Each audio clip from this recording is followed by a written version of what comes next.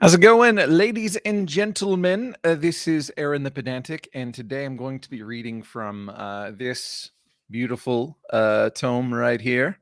I will be putting the PDF on the screen so that people can read along if they so choose, or at least have a look-see at what it looks like on the page. I don't have one of those fancy setups so you can look down at what I'm reading as I'm reading it necessarily.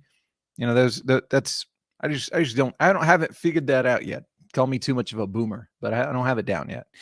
Anyway, I'm starting from page 110, conducting the game, and I'm gonna remove myself from your view because I'm not what you're here for. This is right here. So, the Advanced Dungeons and Dragons Dungeon Master Guide, first edition. And I just got to say, I love this thing so much. I just do. Have I read this before? I have read snippets here and there. This is my first time just sitting and reading from start to finish so that I can absorb every little bit of it. So I actually already have read this paragraph quite a bit. But anyway, not this paragraph, but this section quite a bit. But in any case, I'm still going to render my thoughts as we go along. And if there are any comments, then I'll be addressing comments as well. So we should have a good time, hopefully. Anyway, conducting the game. Again, page 110. Rolling the dice and control of the game. In many situations, it is correct and fun to have the players dice such things as melee hits or saving throws. I do like that he uses dice as a verb. However, it is your right to control the dice at any time and to roll dice for the players.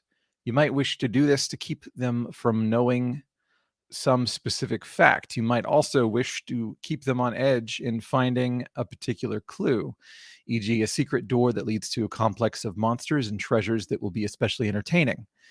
You do have every right to overrule the dice at any time if there is a particular course of events that you would like to have occur. Gary, why? I just, so yeah, you don't have the right to do that. I do fundamentally disagree with that. If you are going to overlook what the dice say, then don't roll them. Just don't do it. It's dishonest. So this is one of those times I will disagree with him. In making such a okay, here we go. In making such a decision, you should never seriously harm the party or a non-player character with your actions. Always give the monster an even break. So that's a little bit better. It's obvious, from that statement that he still holds himself to a manner of a code of honor as a DM. And that's something that I can appreciate. It's just that my particular code of honor is basically, if you're going to roll, then heed the results. He will kind of get to that. Examples of dice rolls which should always be made secretly are listening, hiding in shadows, detecting traps, moving silently, finding secret doors, monster saving throws, and attacks made upon the party without their possible knowledge. As far as monster saving throws, I can see maybe where he was going with that. Maybe people are smart enough to use that as an indication to figure out what the hit die of the creature is. But in general, I tend to prefer to actually use that as a public role. That way people can know that I'm being honest. But I don't know if that's something that Gary is really worrying about that much. There will be times in which the rules do not cover a specific action that a player will attempt. In such situations, instead of being forced to make a decision, take the option to allow the dice to control the situation. This can be done by assigning a reasonable probability to an event and then letting the player dice to see if he or she can make that percentage. You can weigh the dice in any way as to give the advantage to either the player or the non-player character, whichever seems more correct and logical to you while being fair to both sides. This is something I typically would do with like a D6. Just, it's easy. He does mention percentages, but I mean, we do know that each pip of the D6 is about a 16 point something. Now and then a player will die through no fault of his own. He or she will have done everything correctly, taken every reasonable precaution, but still the freakish roll of the dice will kill the character. In the long run, you should let things pass, as the players will kill more than one opponent of their own freakish rolls at some later time. Yet you do have the right to arbitrate the situation. You can rule that the player, instead of dying, is knocked unconscious, loses a limb, is blinded in one eye, or invoke any reasonably severe penalty that still takes into account what the monster has done. It is very demoralizing to the players to lose a cared-for player character when they have played well. When they have done something stupid or not taken precautions, then let the dice fall where they may. Again, if you have available ample means of raising characters from the dead, even death is not too severe. Remember, however, the Constitution-based limit to resurrections. Yet one die roll that you should never tamper with is the system shock roll to be raised from the dead. If a character fails that roll, he or she should make him or herself, he or she is forever dead. There must be some final death, or immortality will take over, and again the game will have become boring because the player characters will have 9+ lives each. Breath of fresh air here, I just have to say. I love that he's putting his line in the sand. He's saying absolutely adhere to this. Now, the system shock is pretty favorable if you have a reasonably high constitution. I think it's like up in the 90s or whatever, but don't you lose a point permanently if you fail? Or not if you fail, if you even if you succeed and you aren't dead. Oh man, how did I do that? I just fucked up my screen a little bit. Doesn't seem to be bothering y'all. That's okay. It won't bother y'all. I'll just have to do something. Lord Cephalion says code of honor equals murder all PCs in the most creative ways possible. Good to see you, man. Good to see you. All right. So overall, I mostly agree. I just, like I said, I'll listen to what the dice say, but I'm not gonna pull punches. And I don't think it's a good thing to pull punches. I think that I would be mad if the DM took mercy on me, but I'm not a regular person, I don't think. Handling troublesome players. Some players will find more enjoyment in spoiling a game than in playing it, and this ruins the fun of the rest of the participants, so it must be prevented. Those who enjoy being loud and argumentative, those who pout or act in a childish manner when things go against them, those who use the books as a defense when you rule them out of line, should be excluded from the campaign. Simply put, ask them to leave or do not invite them to participate again.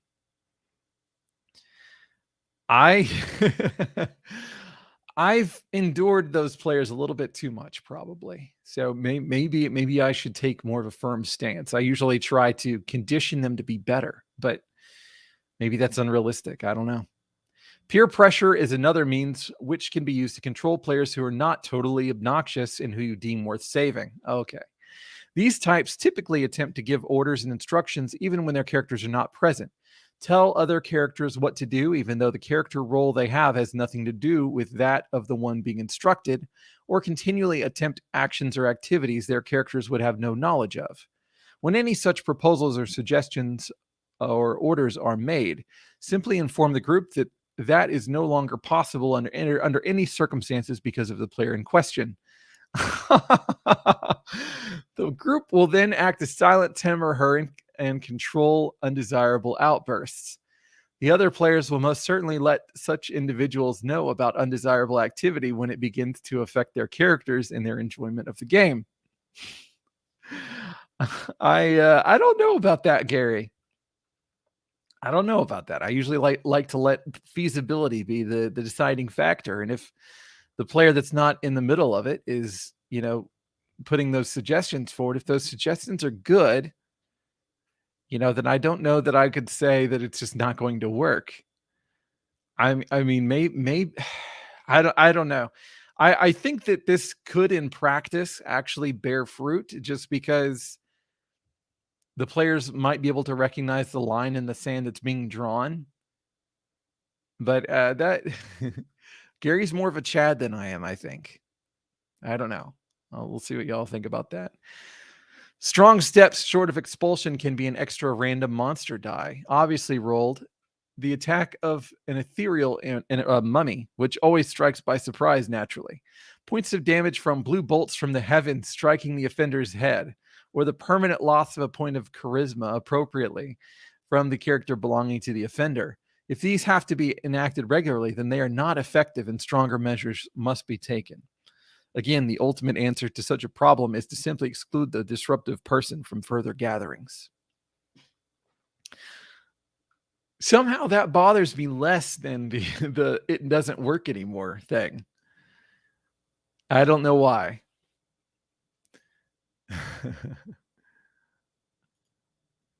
Okay. No more comments. All right. Integration of experienced or new players into an existing campaign. A viable campaign is likely to suffer some attrition as it progresses, with players dropping out for one reason or another and new participants coming into the campaign milieu. Some of these newcomers will be experienced players from other campaigns and have special characters which they would wish to continue with. Other experienced players will have no characters, but they will have useful knowledge of the game which puts them apart from true novices. Finally, there will be the totally uninitiated participants, those who have only a vague idea of the game or have absolutely no information as to what it's all about. These three types of new players will have to be integrated into a campaign, which could be in nearly any state of maturity, with the majority of players being low, middle, or high level. To accomplish a smooth transition, I suggest that the most applicable form of those given below be followed. Transferring player characters from other campaigns to yours is appreciated by the participants coming into the milieu, as they have probably spent a good deal of time and effort with their characters, and a certain identification and fondness will have been generated. You can allow such integration if the existing player character is not too strong or too weak for your campaign, and otherwise fits your milieu with respect to race and class. The arsenal of magic items the character has will have to be examined carefully, and it is most likely that some will have to be rejected. I respect that. I respect that a lot. If several of such player characters are coming into your game at the same time, they can actually be of lower level than the balance of participants, as long as they cooperate and adventure together, rather than with the others until they have approached parity with the group. If the character or characters of the new participant or participants are too powerful for the campaign, the players will have to accept the fact and develop some new characters. However, it is not wrong to let them know that some future time might see a state of maturity which will allow the joining of the new characters with their old as cooperating equals or as leader and henchman. That's not bad. Experienced players without existing characters should generally be brought into the campaign at a level roughly equal to the average of that of the other player characters.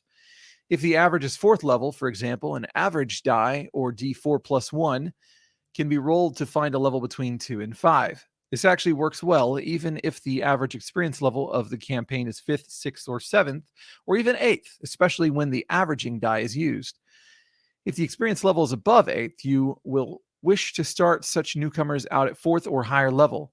After all, they are not missing out on anything, as they have already played beginning character roles elsewhere, and they will not have to be virtually helpless and impotent characters in your campaign, as you give them a substantial level to begin with. 4th, 5th, or 6th, for instance. You might be in a position to take a different approach if there are several experienced newcomers in your campaign by adopting the method given below for the complete neophyte.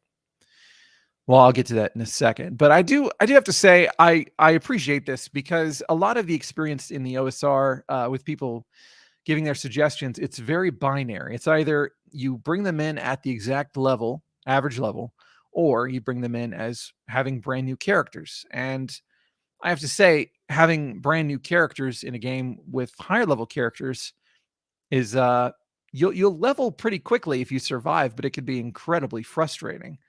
And this D4 plus 1 method, for 2 to 5, actually seems pretty solid. I gotta say I like it. I may go with that. The inexperienced player should be allowed the joy of going on a dungeon adventure as a neophyte. You will recall how much fun it was when you didn't really know what was going on, or which monster was which, or how to do anything, but loved every second of it.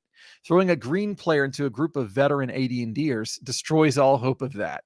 For the inexperienced player will be suppressed or repressed of both. If there is only one neophyte in your campaign, set up a special area for first level of experience play, and likewise set aside some time for the individual to play alone. A couple of the inexperienced players can act the part of some mercenary men-at-arms, as well as the roles of various tradesmen and others the new player meets in the course of play, and have a lot of fun in the bargain. But all actions, reactions, and decision-making will be left strictly up to the neophyte, with no hints or other help from the others. If several green participants are being integrated at the same time, the inexperienced players will not be needed to help out, but otherwise, the procedure is the same. After a few adventures, the newcomers will be seasoned a bit to be allowed to join in with major expeditions on occasion. When third or fourth level has been reached, it is generally acceptable to allow full cooperation between the less experienced and veteran players. For at that point, the former should be able to contribute something to play and greatly benefit from adventuring with the old hands. I like this, but I don't know that a lot of the other players would be down for doing this kind of activity very frequently. And I mean, I guess it just depends on how often you're getting somebody who's brand new to the game. And how much time do you have? You know, we have to remember the assumption for how much time they used to have is quite different than it used to be. So, I don't know. Be careful not to allow magic items from other campaigns to come into yours with integrated player characters, as this could upset your milieu or at least give the player character something he or she was meant to have, never meant to have. See non-standard magic items for details.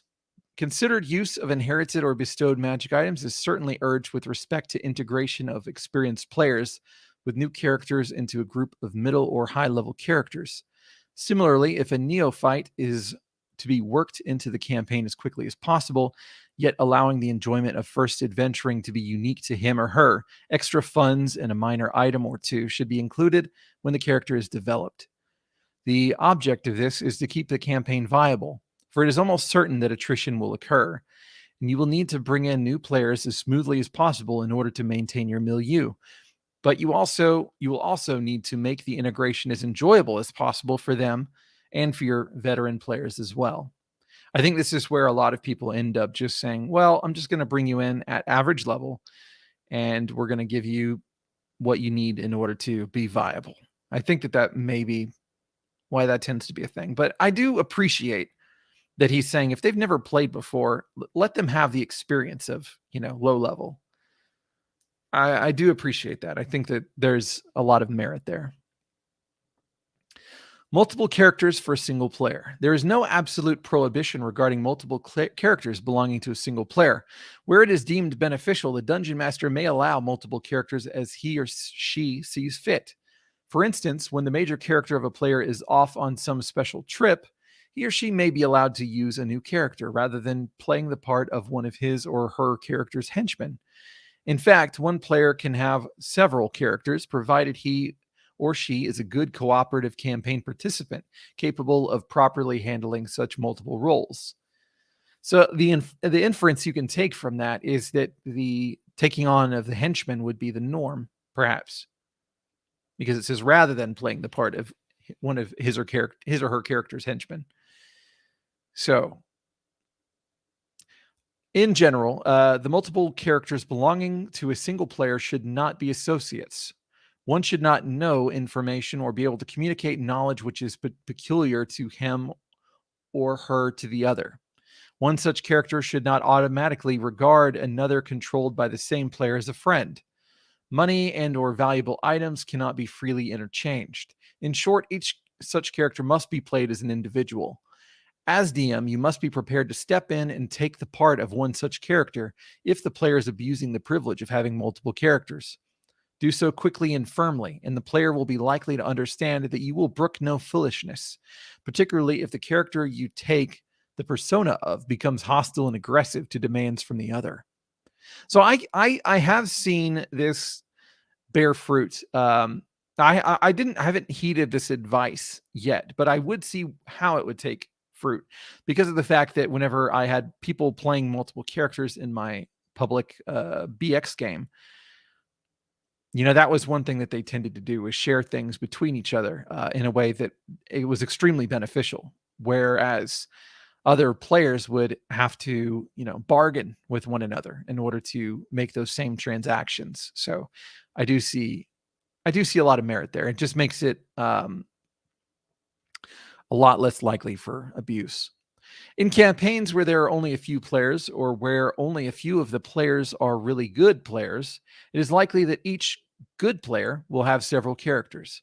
Over the course of many games, some will be on a reasonable, if not friendly, terms with others. Some will avoid others, and some will actually be enemies. Explain to your players that you don't object to them having multiple characters if they are willing to play each as a separate and distinct individual.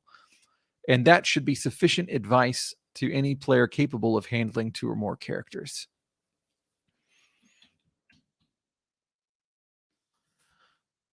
Okay. Intervention by deities. Oh, we got some comments. Gianluca says, I like that, even if it takes some time, probably in reference to giving the Neophyte a chance to play low level. I think that's I agree. K5K says, first levels catch up fast when adventuring with second and thirds if they survive. That's true.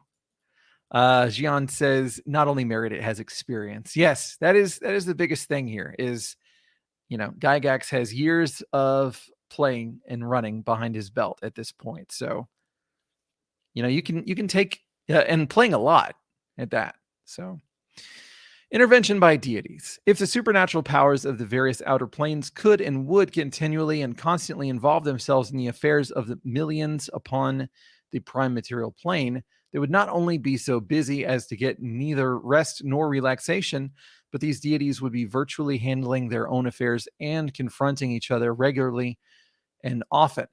In an entreaty, an entreaty for aid, if an entreaty for aid is heard one time in 100, surely each and every deity in the multiverse would be as busy as a switchboard operator during some sort of natural disaster. Even giving each deity a nominal number of servants available or able to supply aid to desperate adventurers, the situation would be frenzied at best. Add this to the effects of various spells, commune, contact other plane, gate. It is obvious that intervention by a deity is no trifling matter, and it is not to be allowed on a whim, even if characters are in extremis. Extremis. I don't know Latin.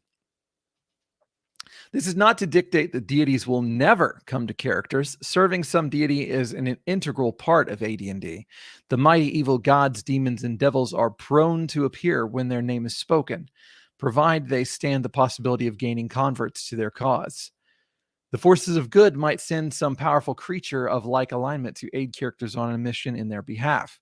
Certainly, in the case of some contest between opposing deities, all sorts of intervention will take place, but always so as to not cause the deities themselves to be forced into direct confrontation. Otherwise, the accumulation of hit points and the ever greater abilities and better saving throws of characters represents the aid supplied by supernatural forces. In most cases, therefore, you will have to determine the involvement of such deities as you develop the scenario or series of scenarios of your campaign. In my own Greyhawk campaign, there have been 9 demigods, 3 demon lords, and a handful of Norse and other gods involved in the course of many years of play. Once or twice, there has been divine intervention, and twice the powers of the infernal realm have come at the mention of a certain name. Spur of the moment intervention can be handled as follows. If the character beseeching help has been exemplary in faithfulness, then allow a straight 10% chance that some creature will be sent to his or her aid if this is the first time the character has asked for help. If 100 is rolled, there's a percentage chance equal to the character's level of experience that the deity will come, and this chance is modified as follows. Rather than just explicitly reading the chart, I'll just read the parameters. Each previous intervention is in behalf of the Each previous intervention in behalf of the character takes off 5%. Alignment behavior only medial, minus 5%. Alignment behavior borderline, minus 10%. Direct confrontation with another deity required by the situation, minus 10%. Character opposing forces of diametrically opposed alignment, plus 1%. Character serving deity proximately through direct instructions or by means of some intermediary, plus 25%. I said I wasn't going to do it, and I didn't end up doing it anyway. It just ended up being easier. Note, deities will not intervene on the planes which are the habitation of other deities, such as the outer planes. They will neither venture to involve themselves in the positive and negative material planes.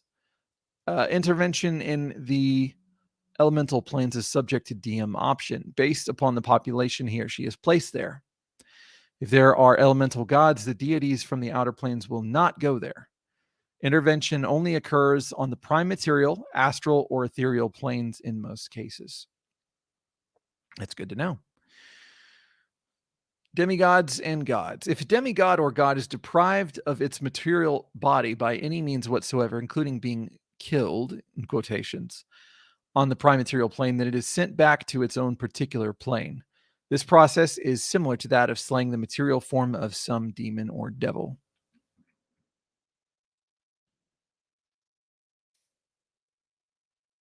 Huh. The ongoing campaign. Well, before I start that, let me check comments. K5K says, piety points are a good house rule. Earned by pious acts, they create a small percentage chance of salvation in extreme circumstances. That's not a bad thing to integrate. I'm not a particular fan of all these very fiddly percentage tables that Gary presents. You know, I feel like I would just kind of eyeball it rather than, trying to do some kind of calculation with all those things. But maybe to my detriment, who knows? The ongoing campaign. While it might seem highly unlikely to those who have not been involved in fantasy adventure gaming for an extended period of time, after the flush of excitement wears off, perhaps a few months or a year, depending on the intensity of play, some participants will become bored and move on to other gaming forms, returning to your campaign only occasionally. Shortly thereafter, even your most dedicated players will occasionally find that dungeon levels in wilderness castles grow stale, regardless of subtle differences and unusual challenges. It is possible, however, for you to devise a campaign which will have very minimal amount of participant attrition and enthusiasts and why. And it is not particularly difficult to do so. As has been mentioned already, the game must be neither too difficult to survive nor so easy as to offer little excitement or challenge. There must always be something desirable to gain, something important to lose, and the chance of having either happen. Shots fired at the new school. Furthermore, there must be some purpose to it all. There must be some backdrop against which adventures are carried out, and no matter how tenuous the strands, some web which connects the evil and good, the opposing powers, the rival states and various peoples. This need not be evident at first, but as play continues, hints should be given to players, and their characters should become involved in the interaction and struggle between these vaster entities. Thus, characters begin as less than pawns, but as they progress in expertise, it cuts off on the page there. Each eventually realizes that he or she is a meaningful, if lowly, piece in the cosmic game being conducted. When this occurs, players then have a dual purpose to their play. For not only will their player characters and henchmen gain levels of experience, but their actions have meaning above and beyond that of personal aggrandizement. This is why you do long-term play, guys. But if serious purpose is integral to a successfully ongoing campaign, there must be moments of relief as well. Such counterplots can be lesser and different themes within the whole, whether some side dungeon or quest, a minor altercation between petty nobles, or whatever. Occasional pure fun scenarios can be conducted also. That is, moments of silliness and humor to help to contrast with the grinding seriousness of a titanic struggle and relieve participants at that same time. After all, Advanced Dungeons & Dragons is first and foremost a game, a pastime for fun and enjoyment. At times, the fun aspect must be stressed. Thus, in my Greyhawk campaign, I included an Alice in Wonderland level. And while it is a deadly place, those who have adventured through it have uniformly proclaimed it as great fun, because it is the antithesis of the campaign as a whole.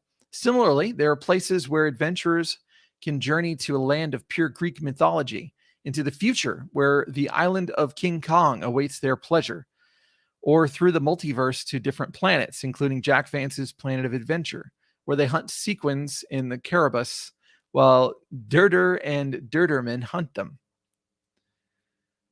Of course, such areas represent a considerable investment in time and effort. Many of you will not have hours to spend creating these diversions, so it might seem that your campaign is doomed to eventual stagnation. Not so.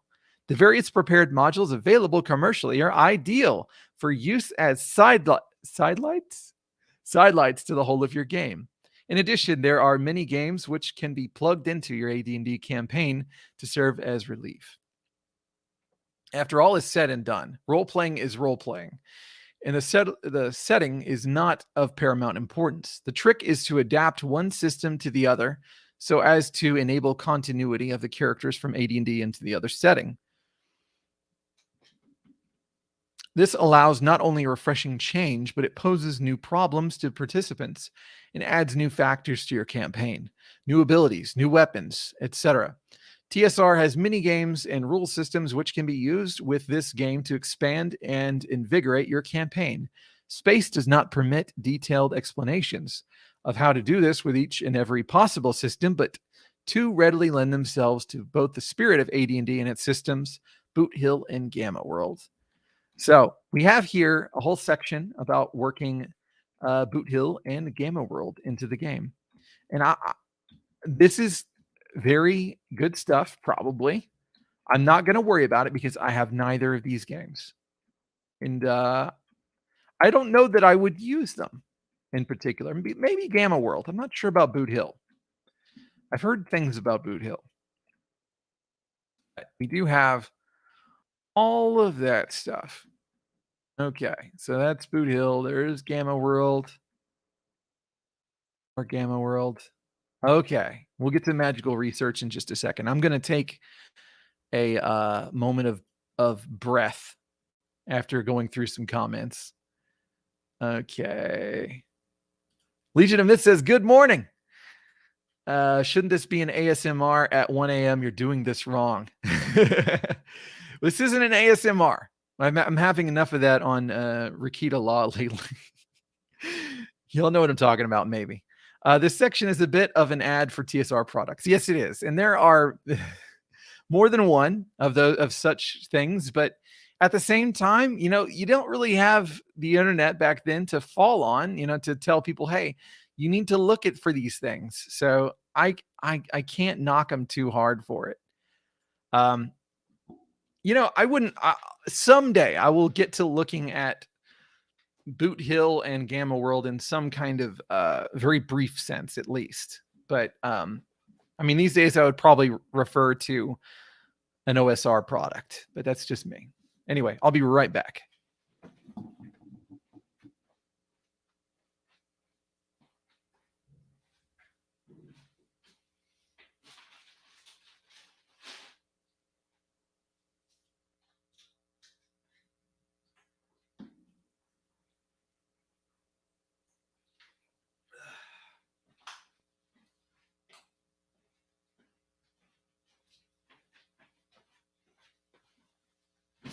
Okay, I was in desperate need of some water. Whew.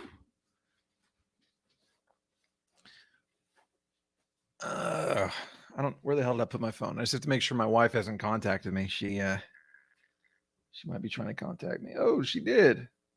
Oh, she was just showing off her food. What a dick. Anyway, back to the show. So, magical research, creation of holy and unholy water. Only clerics, excluding druids, are able to prepare holy water, or unholy water in the case of evil clerics. As a third level spell is involved, it requires a cleric of not less than 5th level of experience to manage to create such fluid. The process is as follows. Oh boy, especially blessed, cursed depending on the situation, basin of fine workmanship and precious metal, copper, silver, electrum, gold, or platinum, must be fashioned for the cleric. This vessel must be engraved with the holy or unholy symbols of the cleric's deity or deities, and it must be within a special repository of finely crafted and carefully worked rare wood, with a base, pedestal, and chest-like holder and lid. The whole thing being known as a font. The basin is placed within the font, and the cleric then casts the following spells in succession while robed in the formal vestments appropriate to his or her religious persuasion. All right, so the following spells in succession: create water, purify food and drink, or its reverse, bless or its reverse, chant for one full turn, and prayer. So, I mean, you're going to have all this by then anyway. So it's just a matter of just taking a day and having the materials. The amount of water created depends upon the metal of the receptacle, and this is shown hereafter, along with the suggested costs for the various parts of the font. Once created, the holy/unholy water cannot leave the font for more than a turn without losing its efficacy unless it's placed within specially blessed or cursed vials of crystal, either rock or special leaded glass. Each empty vial is worth 2 to 5 gold pieces. I'm just going to say this. I really hate having to convert in my head. Okay, that's 1d4 plus 1. I'm going to get better at it as time moves on, but I'm spoiled. This is what happens whenever you get a newbie like me. Ugh. But anyway, I mean, there's nothing wrong with it. It's just I'm a little bitch that way. All right, so copper can create 6 vials. It's going to cost you minimum 130, maximum 180 gold pieces, and the font cost is going to cost 200 gold pieces. I mean, that's... So here's the thing. I guess the whole thing here is you could try and go for the platinum so that you could get 50 vials for 110,000 to 200,000 gold pieces, and then another 2,000 gold pieces for the font. But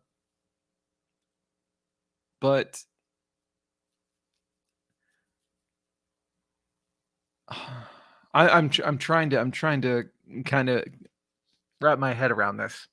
I don't see why I wouldn't just use the copper one over and over again, because it's inexpensive. I mean, other than just days, the number of days it would be lost. If I wanted to create like a business out of the thing, I guess maybe then I would opt for platinum. My industrial strength holy water generator. I'm really not sure. Reiko says, good morning, Grogs. Good to see you. Let's see. Legion of Myth says, I do like how that section states that your character starts as a 0 and becomes a hero later. Yes, absolutely. There's something that is lost. That was in part of the discussion that I didn't really get to chime in on too much last night on that part, because I came in after. But y'all should go check out the Legion of Myth stream from last night. The chill stream. That was brought up. Okay. Limit of create. Oh, wait. You may allow combination vessels with capacity according to composition found by the interpolation of the above capacity figures. In a copper basement chased with silver and set with silver rim and handles would hold 8 vials and cost 50% of the copper vessel plus 50% of the silver vessel price. Fonts and basins must be designed and constructed on special order, the process taking 4 to 10 or 2d4 plus 2 weeks. Oh, thank you. You did it. Oh, he saw me coming. Capacities are designed for game purposes so as to limit supplies of holy or unholy water. They can be justified by the rationale that the deities find more precious metals more pleasing than those of less worth. So they are prone to grant more favor upon offerings such vessels. Limit of creation. Holy water or unholy water may be made but once per week. Oh, now it's coming into... Okay. I just had to read a little further. The ritual takes a full day of prayers and meditation, followed by the actual ritual, followed by a need of not less than 8 hours of rest and repose. Only one holy or unholy water font per religious edifice is possible, as deities look upon anything other as unworthy and excessive. So, yeah, I mean, now it's making a lot more sense. If you can only do it once per week, regardless, then yeah, maybe you want to get the industrial strength and cook up 50 vials so you can just go, stir crazy with your holy water if you're doing some kind of abyssal business. Defilement of fonts. If any non-believer blesses or curses an unholy or holy font, or uses less refined means such as excreting wastes into a font or basin, the whole is absolutely desecrated, defiled, and unfit. It must be smelted down and remade in toto. The cost will be 20% to 50% of the normal figures shown above, and the process will take from 4 to 6 weeks. Note that either method of defilement requires actual contact with the font and its vessel. Any blessing or cursing from a distance will be absolutely ineffectual and wasted. Relics might either defile by touch or prevent defilement by being encased within the font or receptacle at your option. I just love this because to me, this tells me that Gary had a player that found some kind of unholy altar or something like that. And it was like, can I take a shit in it and then like defile it? or he used that gag on the players. I don't know. So I feel like something like that probably happened. It might be that Gary just thought of it. But a lot of the stuff that I've seen in the DMG so far has been like, here's what my characters did, and here's how I responded to those assholes. Oh, man. I love it. Note regarding the drinking of holy water. Ingesting or bathing with holy water will have the beneficial effect of slowing the onset of lycanthropy or of becoming undead. For each vial so used, the process is slowed by from 1 to 4 turns. This time delay is to be secretly determined and noted. Whoa, you're going to be chugging if you desperately need it. But I do appreciate that that's in there. I mean, that's kind of my thing with almost everything in here. It's like not essential, but damn, is it good? It's good stuff. K5K says notational uniformity in 1E, LOL. 2 to 5 as 1D4 plus 1 will become the second nature. Play it more. Yeah, that's my plan. JP Morris says when the Greyhawk game decides to take an entire legion of men armed with holy hand grenades into Gehenna, then you'll understand. Yes. Legion of Myth says we chilled for over 7 hours. Thank you for being there for the first portion of it, even if I have to cattle prod you into interrupting me. It's all good, man. It's all good. Legion of Myth says, well, you know what the chaotic neutral thief is doing while the cleric sleeps now. Yeah, there could be some petty shit like that going down, and I would be down for that. That would be amusing. Okay, spell research. I'm just gonna say, I haven't read this section in AD&D yet, so this is completely fresh eyes. But I think spell research is incredibly important, so I'm already sold. Whether from the desire to create a new spell or from dissatisfaction with the lack of power, it is certain that the magic users in your campaign will eventually get around to inquiring about procedures necessary to research and create a spell. Whether the spell is new or a listed spell which the character has been unable to locate during the course of his or her adventuring, the process is nearly the same. First, you must determine 2 salient facts. Is the character of sufficient intelligence to know another spell of that level? Is the desired spell of a level which the character's ability allows? Success demands positive replies to both questions. However, regardless of any negative responses, information will not be passed to the inquirer, for he or she should be able to discover such obstacles without recourse to the DM, and failure to do so indicates a lack of good. What's there? Judgment on the character's part, which will be evidenced by lack of success only after fruitless research. I need to parse this for just a moment, and I apologize for that. Okay. All right. Yeah. That's fine. So they need to be smart enough to know that they can handle the spell. Basic. Determination of spell level. New spells might pose a small problem as it will require some study on your part, but most of the burden can be shifted to the player. When desire to research a new spell is stated, inform the player that his or her character must carefully draft the details of the spell. In essence, you must have a typed copy of the spell in the same format as used in the player's handbook. Only when this is in your hand should you consider the power of the spell. Meanwhile, do not discuss the matter with the player, or at least as DM to player. It might be necessary to take the part of a sage and discuss the spell with the player character, for example, but that is entirely different. Once you have the details of the spell, compare and contrast it with and to existing spells in order to determine its level and any modifications and additions you find necessary in order to have it conform to known magic principles. Any super powerful absolute killer or like spell must be thrown out immediately. Be certain to consider all of the ramifications of a spell and all of the descriptive wording to weed out spells which give the user some extraordinary, undeserved, and or unwarranted power. Anything better than the 9th level spells, 7th level with respect to clerics, is in the category of impossible. Allow research, but it will always be useless. Oh, it's cold, but I love it. I will say this about it, though. I do. So in the past with my BX game, I did just have them tell me what they wanted it to, in general, be able to do. And then from that point, I would try and determine if it's possible and all that kind of stuff. I wouldn't have them waste the money, though, unless there was a chance.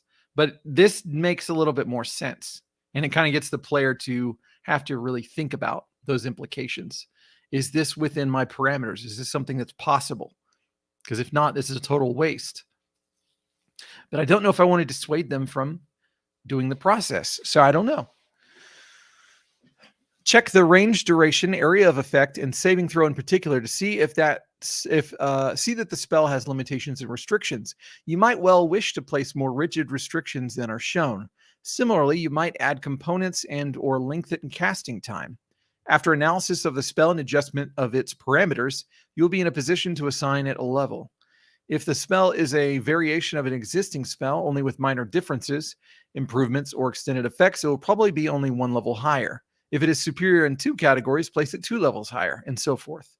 If it is a spell which is markedly different from all others, find the spell or spells which most closely resemble it, and then set its level according to the relative power of those covered in the book compared to the new spell. Spells with combination functions are at least equal in level to the sum of the spell functions plus a level. A spell which combined audible glamour with phantasmal force would be 6th level, a 2nd level spell plus a 3rd level spell plus 1 level for combining spells. I really like that rough formula that he's providing, because my inclination is almost always just to eyeball it, but it's nice to have that on paper, just as this is something to fall back on. Let's see if anybody said anything about no, nobody said anything about magical research. Cost of research. The basic cost for spell research is only 200 gold pieces per spell level per week. That's actually less than it is in BX, I think. Note, however, that this assumes that the researcher has a laboratory or shrine in the case of a cleric, and library at hand, built up in gaining levels of experience and whatever other reasons are applicable. To the base cost must be added a weekly variable of 100 to 400 gold pieces per level of the spell, the variable accounting for additional materials needed. If no library or materials is owned by the researcher, the base cost increases by a factor of 10. 2,000 gold pieces per spell level per week. Okay. The researcher being assumed to be acquiring arcane texts and scrolls, thus creating a library. The player must establish the amount to be spent based on his or her appraisal of the level without assistance from the DM.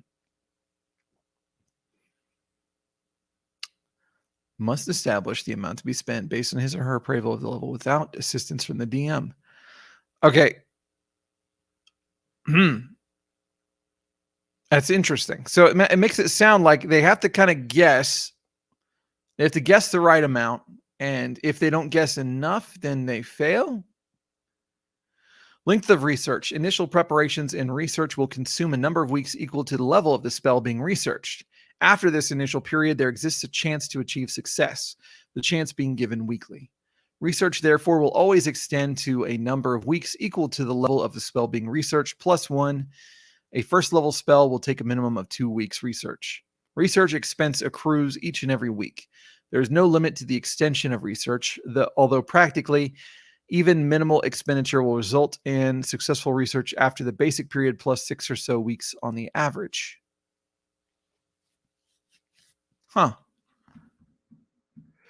Conditions under which spell research is possible. It is absolutely mandatory for the researcher to be of sound mind and body and to have privacy and seclusion free from interruption during the course of his or her spell study. This necessity precludes any adventuring or general interaction during the period of research. It requires about 8 hours per day of work, and only an hour or 2 per day can be spent doing other things, instructing underlings, dispersing funds, etc. Any interruption of research will be a setback. Each day of hiatus will cause 1 full week of lost time. Also, as noted above, a library must be at hand, and this means that either the researcher must have his or her own stronghold or highly private quarters, or obtain them prior to beginning the project. If a personal library is not possessed, the research must be carried on in or within 1 day's journey of a town or city in which the research materials can be obtained. Woo! This is, there's a lot here. Research materials. Acquisition of materials includes not only texts and scrolls, but also various components for the material needs of the spell. Written works cover the whole spectrum of knowledge, as the researcher must be aware of any and all aspects of the magic he or she wishes to use. Thus, works on history, geography, astrology, alchemy, etc. must be obtained. Wow, they're going to have a lot of books. Chance of success. Base chance of success is 10% plus the intelligence score of the researcher, wisdom with respect to the clerics, plus the level of the character researching the spell, minus twice the level of the spell being researched. So 10% plus I plus L minus 2 times spell level equals base chance for success. I would have appreciated some parentheses there to separate it, because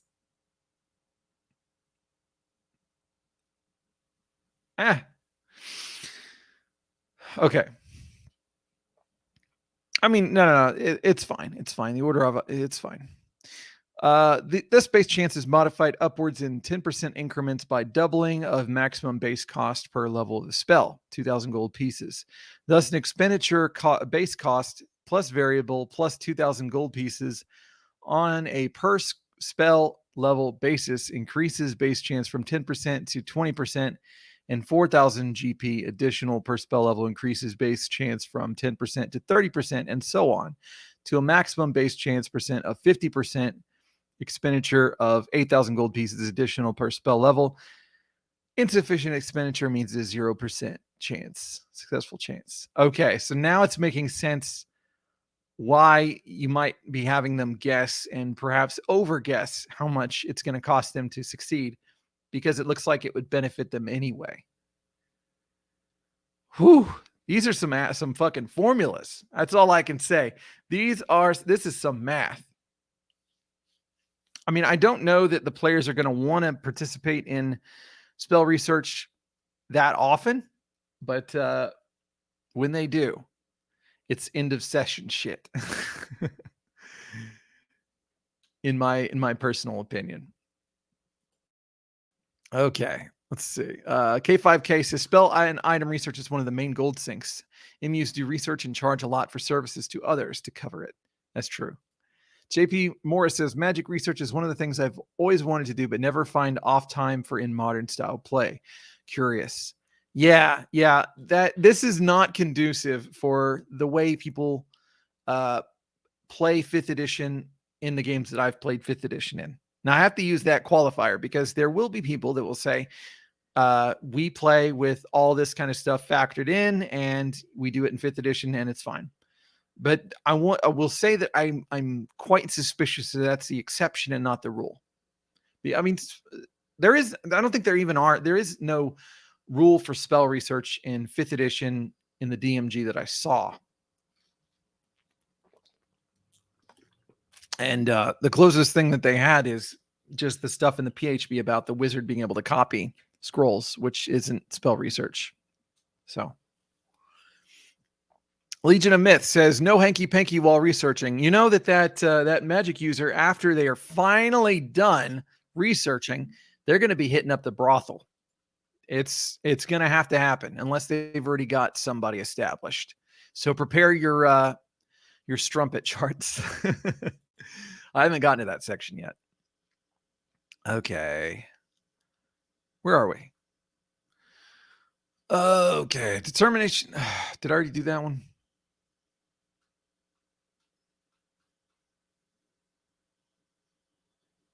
I don't think I did. Termination of 6. Ask for the initial. No, I did do that one. Okay. Confidentiality of new spells. Once a player succeeds in researching a new spell, it is his or her characters alone. Only that character has the proper formula, and no mention of the spell should be made by you. I appreciate that, and I believe I did handle it that way whenever people made their own spells.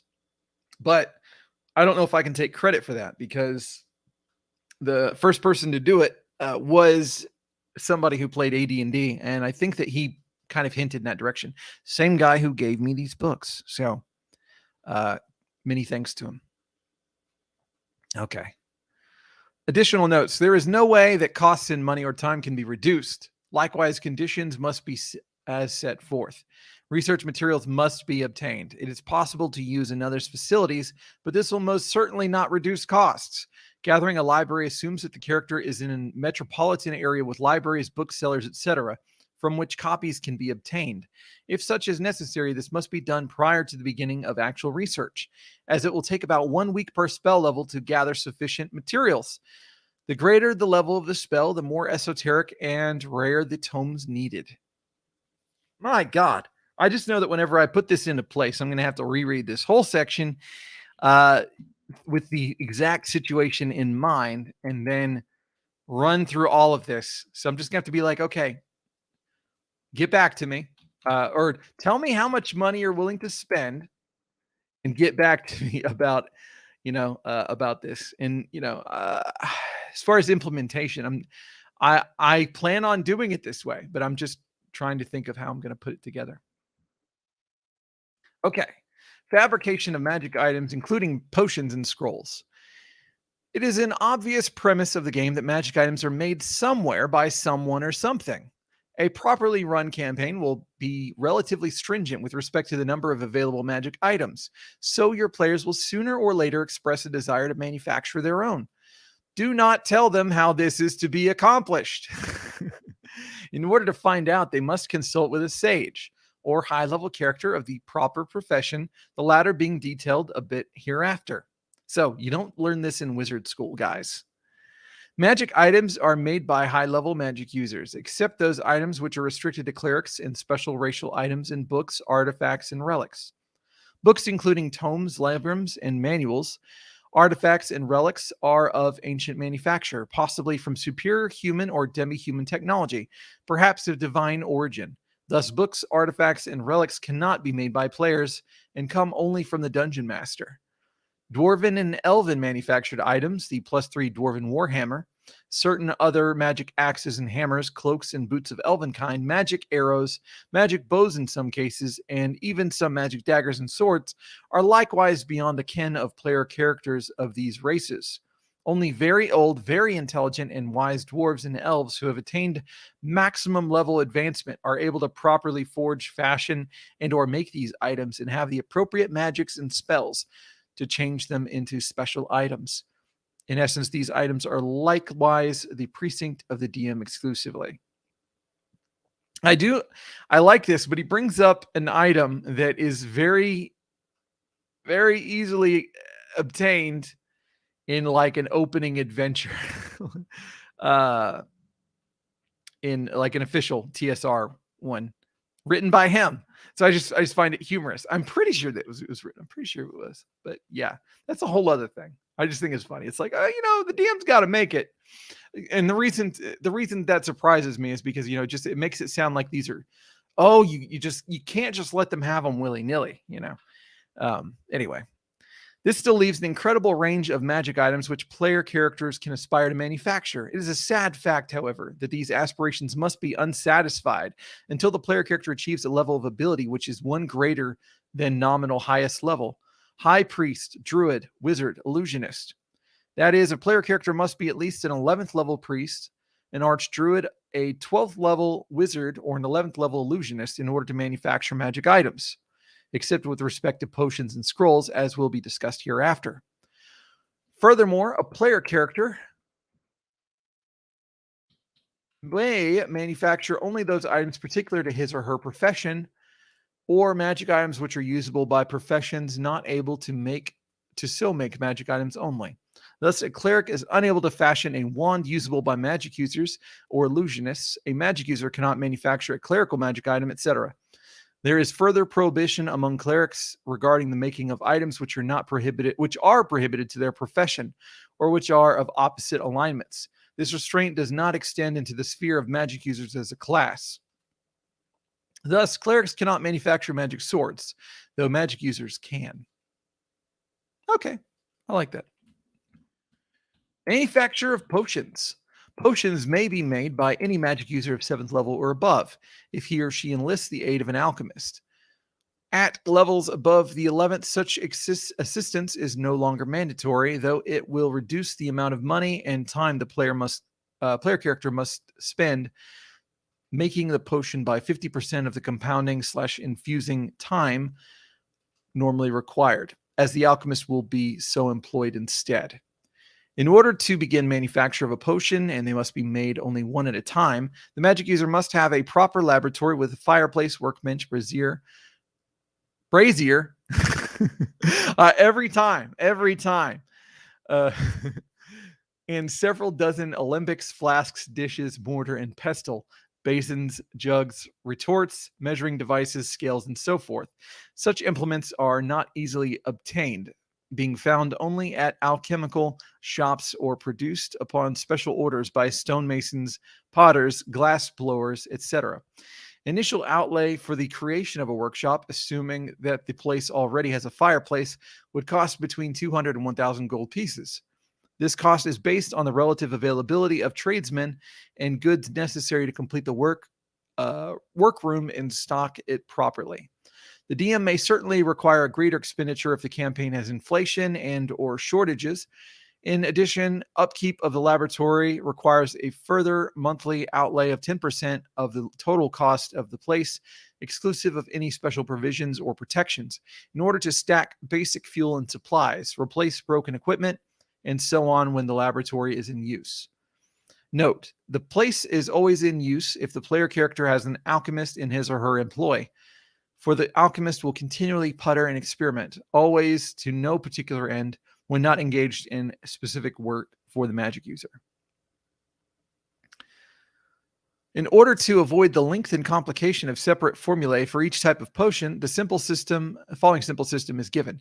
Both the costing gold pieces and the days compounding and infusing are determined by the use of experience points award, as shown on a list of magic items amounts. If no experience points are shown, then the potion has 200 gold piece base for cost and time determination. The point award for a given potion is also the amount of gold pieces the magic user must pay in order to concoct the basic formula, with rare herbs and spices and even more exotic ingredients. The number of days required to brew the potion is the same figure, each 100 or fraction thereof, indicating 1 full day of compounding time to manufacture the liquid. 250 XP equals 250 GP, basic costs, and 3 full days of time. I love this. Most important to the manufacture of a potion is the substance of its power, the special ingredient. The list of potions and special ingredients possible is given for your convenience only. You may opt for any reasonable special ingredient you deem suitable for a potion, keeping in mind difficulty of obtaining the material, hopefully high or greater. and its sympathetic equivalency or relationship to the end result quaffing the potion. A note on poison: only assassins of 9th level or higher may concoct potions of poison, or any other sort of poison for that matter. Refer to the section on assassins for details on special forms of poison. No laboratory or alchemist is needed, but cost and time are found as if a normal potion was being prepared. Okay, so we have a lot of recommendations here, suggested special ingredients for a lot of different things. I'm gonna ask. Well, I was gonna say that I would ask y'all if y'all want me to read that section, but I'm not sure if I'm going to. Let's see. So we have an answer referring to magical research in 5e. In the DMG, 5e DM workshop has something about creating a spell with a player. Okay, yeah. So I'm just curious if they had a whole lot of emphasis on that. Or if it was just, you can do this. Doof says, be aggressive. All right. What the hell? Let's read the ingredients. So, animal control potion, organ or gland from representative type of or types to be controlled. Okay, so that's one that you could always keep in mind. So an alchemist would probably know that. Clairaudience, human or simian thalamus gland or ear from an animal with keen hearing. I like that. Clairvoyance, human or simian thalamus gland or eye from an animal with keen sight. Climbing, insect legs from a giant insect. Delusion, a doppelganger's flesh or rakshasa ichor. Diminution. I don't know why I can't say that word. Powdered kobold horn and were-rat blood. Dragon control, brain of the appropriate dragon type. Ooh. ESP, mind flayer brain. Extra healing, troll blood or hair of a saint. Possible only if a cleric compounds the potion. As far as the hair of a saint.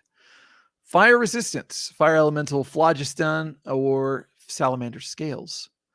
Flying, hippogriff feathers and wyvern blood, whatever. Gaseous form, vampire dust or ogre magi teeth. Giant control, brain of appropriate giant type. I'm just going to assume it's that way with all the controls. Giant strength, drops of sweat from appropriate giant type. Growth is going to be ogre magi gland. Healing, just a potion of healing. Ogre magi blood of thread blood of thread of saints. Okay, so it's an or. It's a typo. So ogre magi's blood or thread of saint's garment. Heroism, heart of lion or similar giant cat. Human control, vampire eye or nixie blood. Okay, he had to disprove me. Because I was thinking it was just going to be, just human parts. Invisibility, invisible stalker ichor. Invulnerability, gargoyle horn or lycanthropy skin. Levitation, beholder eye from stalk or will of wisp essence. Longevity, dragon blood and treant sap or elf blood. Oil of etherealness, Shidu fat or demon brain. Oil of slipperiness, purple worm gland or liver of giant pike. Filter of love comes from dryad hair. Filter of persuasiveness comes from harpy's tongues or devil tongue. Plant control comes from shrieker spores and umber hulk eye. Polymorph self comes from mimic skin or succubus hair. Poison comes from special. Don't know what special is. Speed is Pegasus heart and giant weasel blood. Superheroism is giant wolverine blood and minotaur heart. Sweet water is from water elemental eye or triton blood. Treasure finding is from gold dragon scale and 6 different powdered gemstones. Undead control is dust of freshly destroyed specters or vampire brain or ghost ectoplasm or lich tongue. And water breathing is from water, naga blood, or nixie organs. Okay. Might move to scrolls. Might not. My wife may be calling me pretty soon to meet up with her. Okay, Gianluca expounds some more on how 5e handles it. He says, like they have a list for balance damage or healing dice numbers for the spell and nothing more. Yeah, that's kind of what I was assuming. Which, you know, it's I don't know that people that play 5e would really want to play the kind of campaign that takes the time to do all this. So I don't know. I was kind of hoping that someday they would create like an advanced 5e guide or something that has this kind of stuff for DMs to pontificate and make use of, but it doesn't seem likely. It doesn't look like Level Up 5e is going to do that either. K5K says potion ingredients are a good source of adventure hooks too. Find me a beholder eye. Yeah, well, I mean, see, and also because I'm a bad person, this means that whenever I play in your AD&D game, I'm not going to expect that these items are going to do things, but almost anytime I kill something, I'm going to be like, all right, I'm going to take all these nasty body parts and things like that. I'm going to salvage them and I'm going to try and drag them to a sage and say, what is this good for? And then just start tossing them in the bin with everything that they say. Oh, it's not good for anything. I'll have to find the right sage though. Legion of Myth says, oh, you know what special is. You know. That's right. All poison comes from penises or something. I don't know. I don't know what the wink, wink, nod, nod was referring to there, but I know it was dirty. Manufacture of scrolls. Scrolls are exceptional in that they are simply stored space for spells of one sort or another. Clerics, druids, magic users, and illusionists inscribe scrolls with spells applicable to their particular professions. Protection scrolls are scribed by either magic users or clerics, the determination being as follows. So cleric can make devils, possession, and undead protection scrolls. And magic user protection scrolls are demons, elementals, lycanthropies, magic, and petrification. What in the hell? Curse scrolls can be made by any sort of spell user noted above. Scrolls may be inscribed only by characters of 7th or higher level, and the spells placed upon the scroll must be of a level which the inscribing character is able to employ. A 9th level magic user could not place a 7th level spell on a scroll. Note that the right spell enables the magic user to inscribe his or her own reference works so as to be able to read and remember higher level spells than he or she is currently able to use. It does not enable casting or scroll inscription.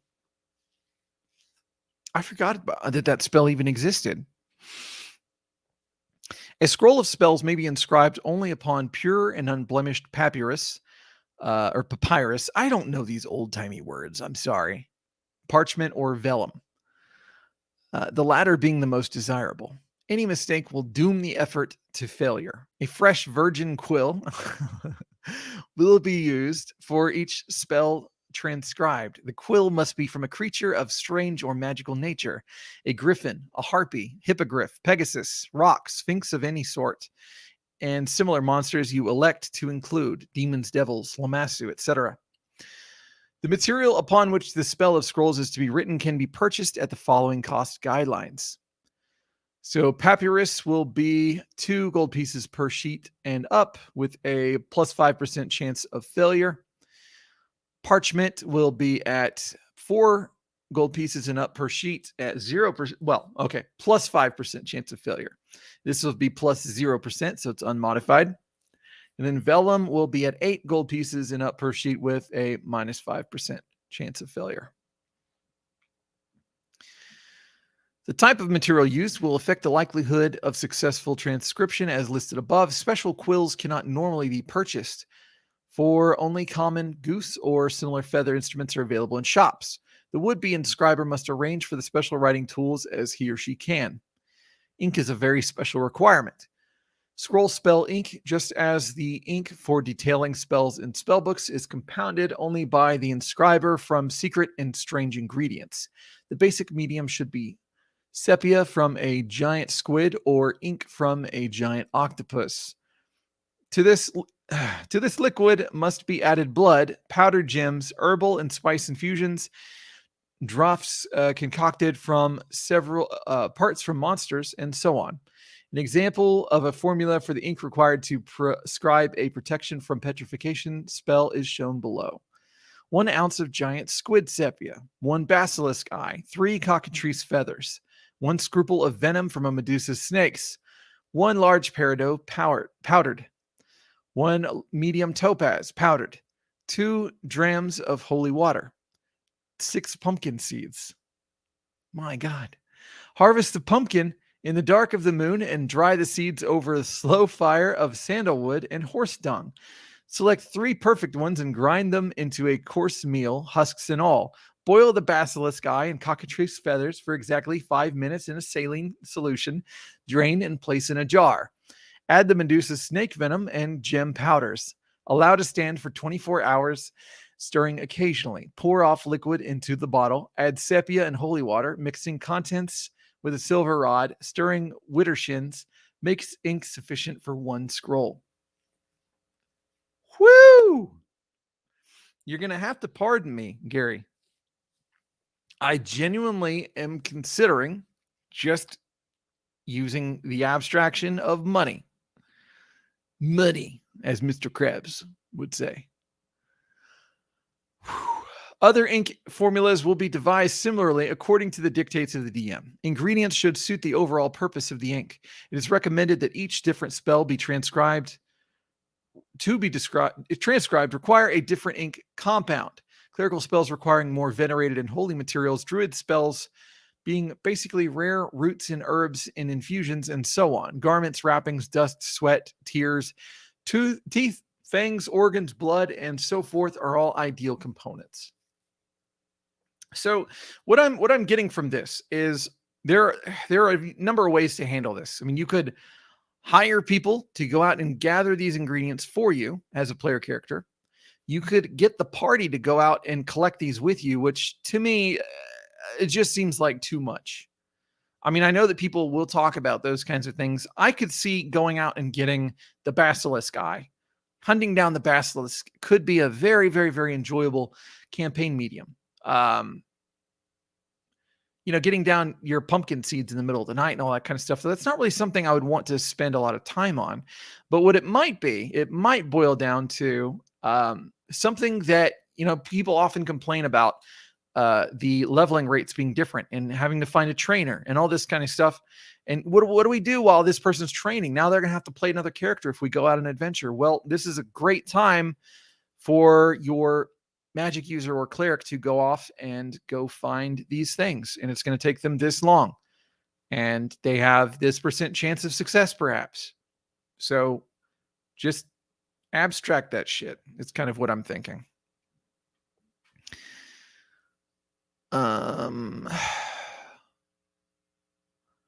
Okay. Once material, quill, and ink are ready, the spell scriber must actually write this magical runes, glyphs, symbols, characters, pictograms, and words upon the surface of the scroll. Transcription must be from his or her scroll books or upon an altar for clerics and druids. Special candles and incense must be burning while the inscription is in progress. Clerics must have prayed and specially sacrificed to their deity, while magic users must have drawn a magic circle and remain uninterrupted. Preparation requires 1 full day for each level of the spell being scribed on the scroll. That's all caps. A first level spell takes 1 day, second level spell 2, etc. Time so spent must be continuous with interruptions only for rest, food, sleep, and the like. Maybe sex. If the inscriber leaves the scroll to do anything else, the magic is broken and the whole effort is for naught. Failure. There is a base 20% chance that a mistake, smudge, or flaw in the scroll will make the spell useless. To this base chance is added 1% per level of the spell being inscribed, so that the total failure chance is from 21 to 29%, minus the level of the character attempting to write the spell. Thus, if a 14th level cleric is attempting to write a 7th level spell on a parchment scroll, failure chance is 20 plus 7 plus or minus 14 equals a 13% chance. After the requisite materials and preparations have been taken care of, the player character must then spend the full time necessary to inscribe the scroll spell. Thereafter, a percentile dice roll greater than the percentage chance of failure equals success. If multiple spells are being scribed, a failure of 1 means that no further spells may be placed upon the scroll. In any event, a maximum of 7 spells may be written on a single scroll. As a spell is read from a scroll, its letters and figures writhe and glow, the magic is affected, and the lines fade and are gone forever. In order for a magic user or illusionist to transcribe a heretofore unknown spell from a scroll to his or her books, a read magic and then a period of time equal to that necessary to place the spell on the scroll are required. This likewise causes the spell to disappear from the scroll. The scriber of the spell does not need a read magic spell to use his or her own spells, scroll spells. Just as clerics and druids never need the aid of magic to read appropriate scroll spells. Woo! That was hefty. How are y'all doing?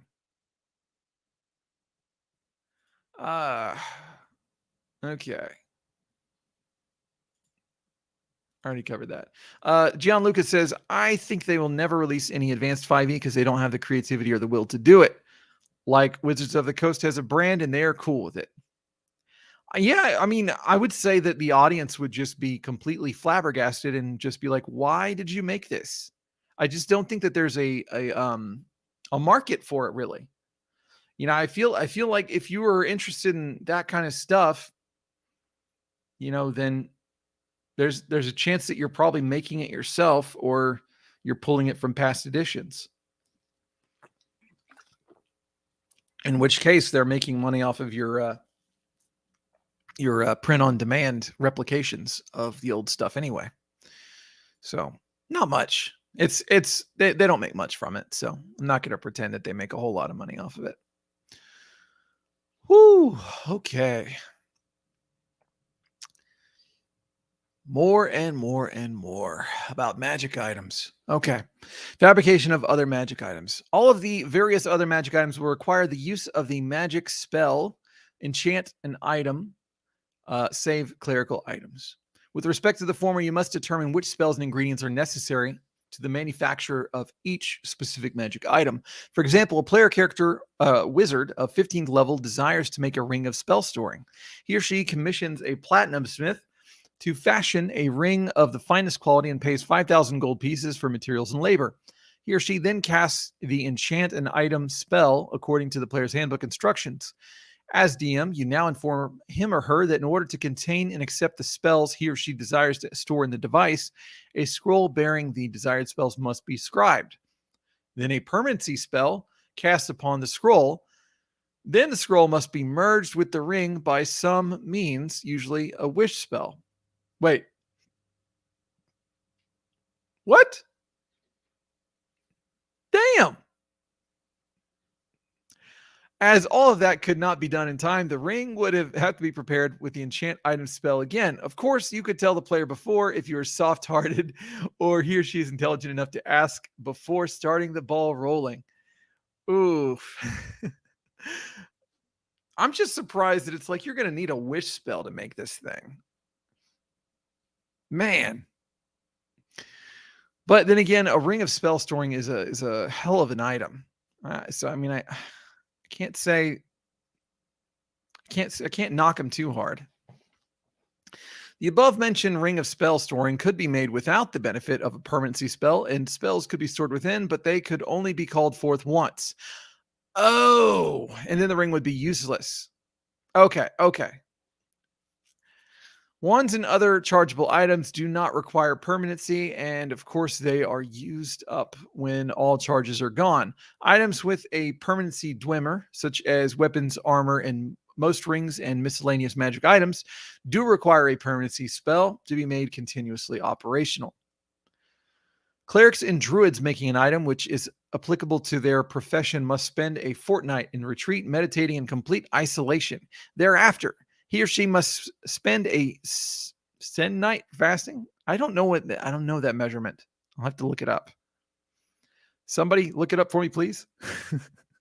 Finally, he or she must pray over and purify the item to become magical. This process takes but a day. Of course, the item must be of the finest quality, just as detailed in the enchant an item spell description. Thereafter, the cleric or druid must place the item upon his or her altar and invoke the direct favor of his or her deity to instill a special power into the item. There's a 1% chance per day, cumulative, that the item will then be empowered as desired, provided the cleric or druid has been absolutely exemplary in his or her faith and alignment requirements. Furthermore, if the item is one with charges, the cleric or druid must then take it into seclusion and cast the requisite spells upon it, doing so within 24 hours of its being favored by the deity. In other cases, the item need only be sanctified to the appropriate deity in order to complete its manufacture. Good God. I love the flavor of all this, and I appreciate the amount of detail, but holy hell.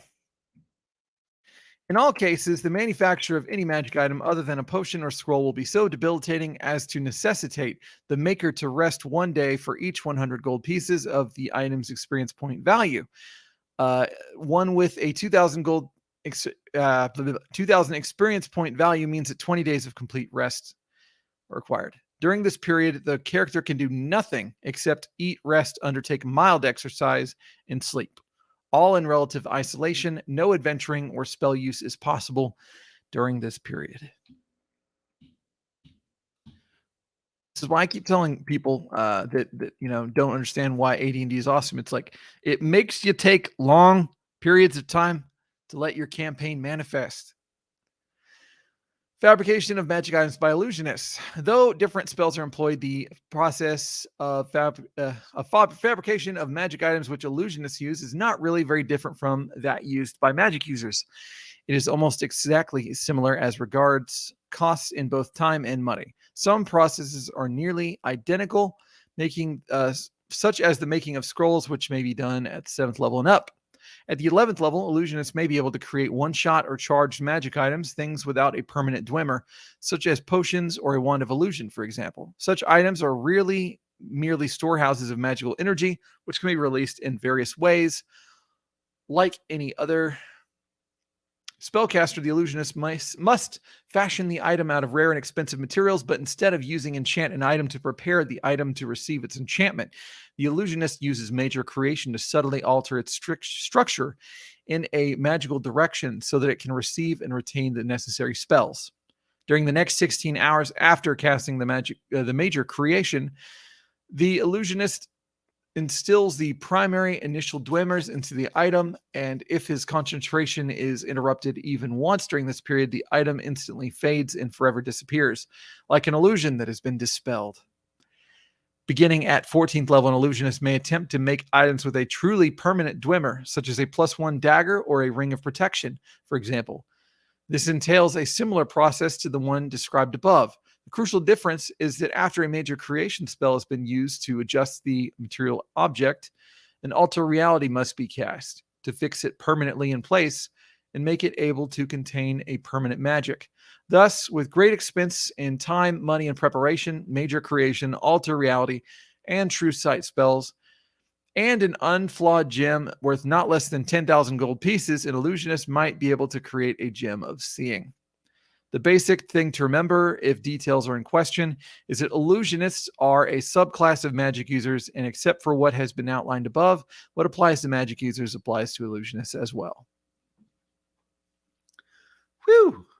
Fabrication of magic items by charmed or enslaved magic users.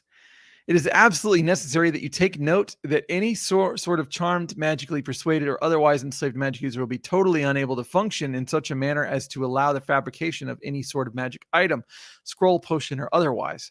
The discipline and concentration demanded by such an activity absolutely precludes individuals of this sort from manufacturing magic items. If a player character should attempt to have such a character fabricate items, allow the usual amounts of time and money to be expended, and then inform him or her that the results are negative.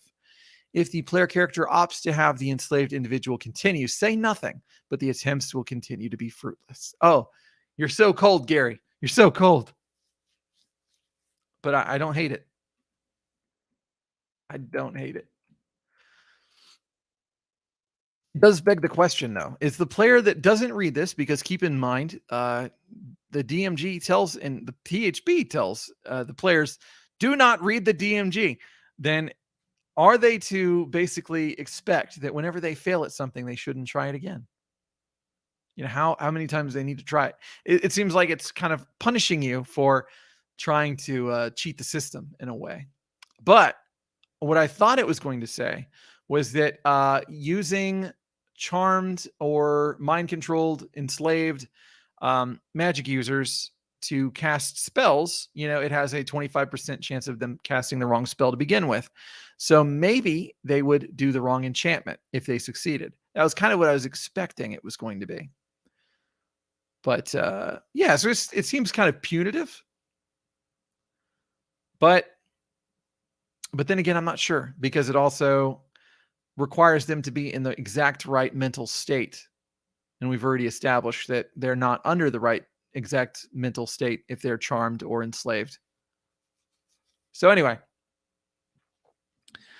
I guess it's not that punitive. Okay. Let's see what the comments are saying. Oh, okay. So we got K5K says 1E has all the details for spell scroll creation, doesn't it? Maybe too many for easy digestion. Yeah, I'm gonna have to take this and make bullet points. That is what I'm gonna have to do. But what this is really good for is being able to describe to the players, you know, what that process is like in a way that is evocative, which I do appreciate that. Send night equals 1 week. Oh, 7 night. Interesting.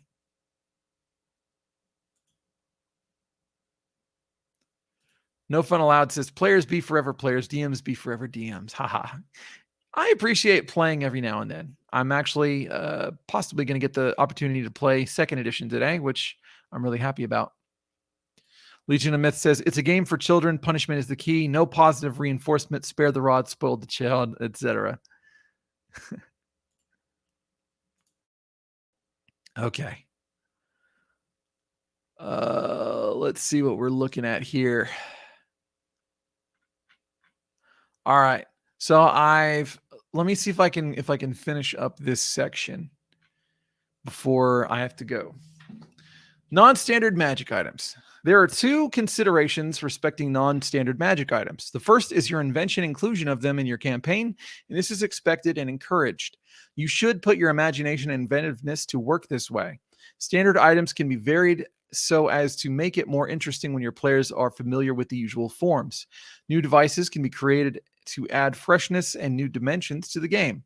Special magic items can be devised to complement some special situation or to serve as a special reward for overcoming some special monster or difficult area. So much special. All such creations, however, must be made with care. The items must be such as to not unbalance the game. They must not make one player character too strong, either with respect to opponents or his or her fellows, or to the campaign, or to the game system as a whole. Items which are expended after single use, those with limited usages, and those with variable effects are most desirable. As it is very likely that every campaign will have its special items, the second consideration comes up. I do think that the fact that a lot of the 5e stuff, it doesn't ever go away. Like charges come back at dawn or whatever, is a sadness. It does me a sadness. Other referees will not generally know what special powers or restrictions. Wait a minute. Did I skip anything? No. Other referees will not generally know what special powers or restrictions such items have. Thus, they will not be usable in campaigns other than that from which they came in most cases. You, as a referee, should simply cause any such items brought into your campaign to disappear. Never take a player's word for any item. Do not allow its use in your campaign unless you know his or her DM and get a full explanation in writing form from that person, which details the properties of the item. Do not allow a player to bulldoze you in any manner regarding this. Simply inform the person that he or she must have left the item in his or her former area, as it is not around in yours. This solves the problem of having a possible imbalance brought into your carefully designed campaign. This ties directly to the section dealing with integration of experienced or new players into an existing campaign. Beautifully said, Gary. Get fucked, players. Apologize if you wanted to listen to this without cursing. I can't make it anymore. I've become a heathen. Note: altered form of a standard AD&D item is not a new or non-standard item. A cap which causes its wearer to become invisible is the same as a ring of invisibility. So he's saying that doesn't count. Use of magic items. Command words. In order to use a rod, staff, or wand, it's usually necessary to know the proper command word. There are several possible ways to acquire this knowledge. If the item is or was in the possession of an opponent, it may be possible to learn what the appropriate word or phrase directly, either by noting what he or she says when using the item, or by causing the possessor to divulge the information through force or trickery. More reasons to torture. It is common for spell users to keep such information recorded among their hidden scrolls and spell books, in case their memory should somehow become impaired or simply prove insufficient and the words be forgotten. Did you forget your password? If none of these sources should fit the situation and the item was not found with an accompanying scroll explaining its use in history, it may be necessary to resort to informational spells such as the Contact Other Plane, Legend Lore, or Speak with Dead. I like it. I don't think they're compelled to tell you the truth, though, with Speak with Dead. Crystal balls and scrying. Various devices for seeing at a distance, such as crystal balls, various scrying devices such as dishes or pans of water or mirrors, and spells such as clairaudience are detectable. If the creature being observed in this manner is a spell user, then consult the table given for detection of invisibility in the section entitled Invisibility.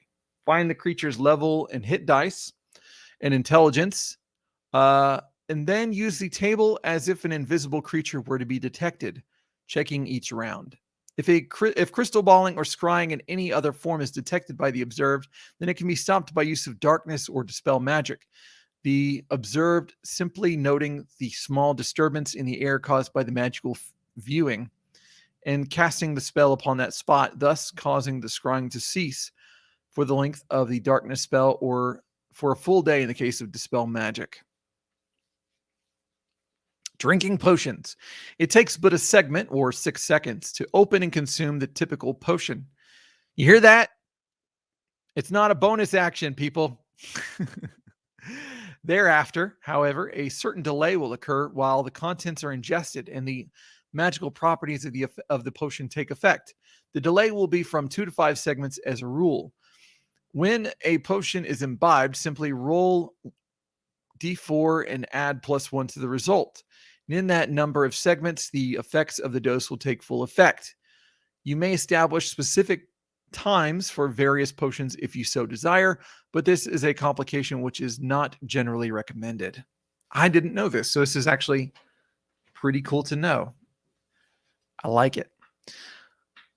Applying oils. Magic oils not being consumed are treated differently. The contents are poured over hands and body and smeared appropriately. This will require normal opening time and decanting, or 1 segment. Spreading the oil will require 2 to 5 segments, also just as detailed for potions to take effect. Potion miscibility. The magical mixtures and compounds which comprise potions are not always compatible. You must test the miscibility of potions whenever either 2 potions are actually intermingled or a potion is consumed by a creature while another such liquid already consumed is still in effect. Ooh! Y'all got to be careful. While it is possible to prepare a matrix which lists each potion type and cross-references each to show a certain result when one is intermingled with the other, such a graph has two drawbacks. First, it does not allow for differences in formulae from alchemist and or magic user. That's good thinking.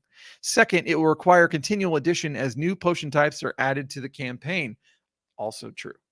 Therefore, it is suggested that the following table be used, with perhaps the decision that a delusion potion will mix with anything, that oil of slipperiness taken with oil of etherealness will always increase the chance of the imbiber to be lost in the ethereal plate for 5 to 30 days to 50%, and treasure finding mixed with any other type of potion will always yield a lethal poison.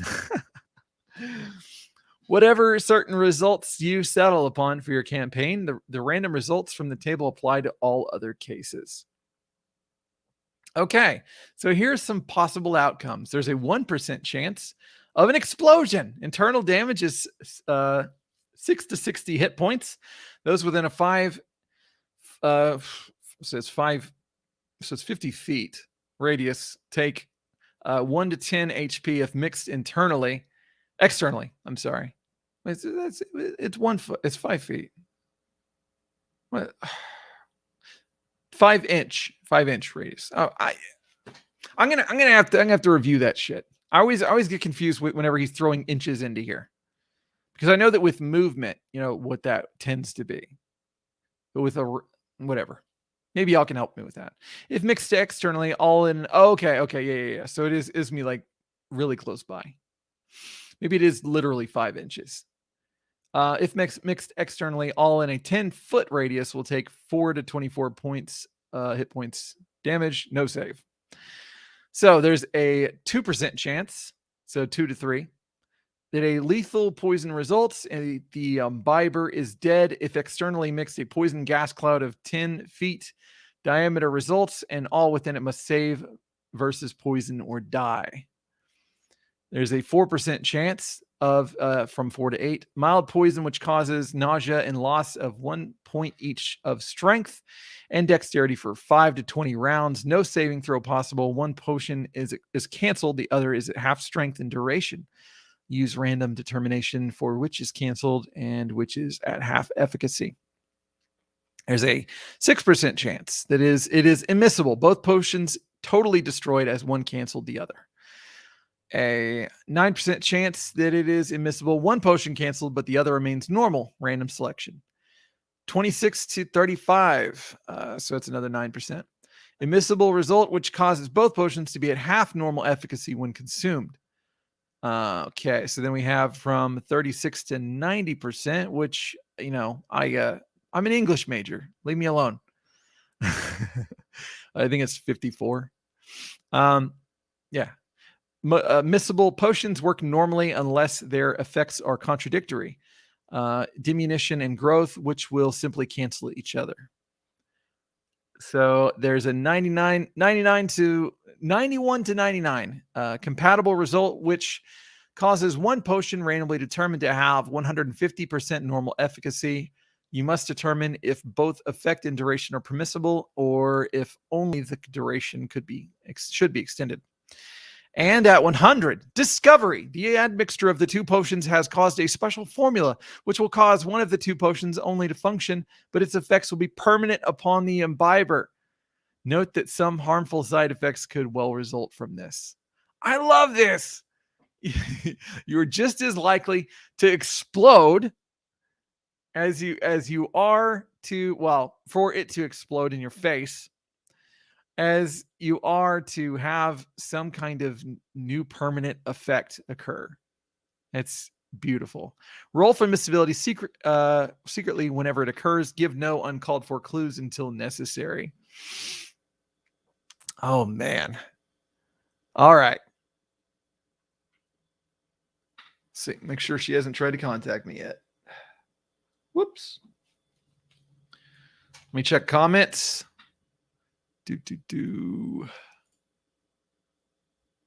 Okay.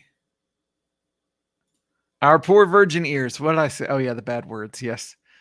Legion of Myth says we made Aaron say poo-poo words. K5K says adventurer go boom. Yes. Dave Mills says the caster may ask questions of dead creature and receive answers according to the knowledge of that creature. Legion of Myth says 1 inch equals 10 feet. Move of 120 feet equals 12 inches. Yeah, so I knew that with movement, but it just didn't make sense for the radius of an explosion. So that's what threw me, because I'm not used to him seeing inches be used in those terms, but I'm assuming it's literal, like that much space. Like it mixes within your body, so anybody within 5 inches of you can suffer those detriments as well. But that would make sense, because if it's external, then it's because I think that ended up being less space. Let's look at it real quick.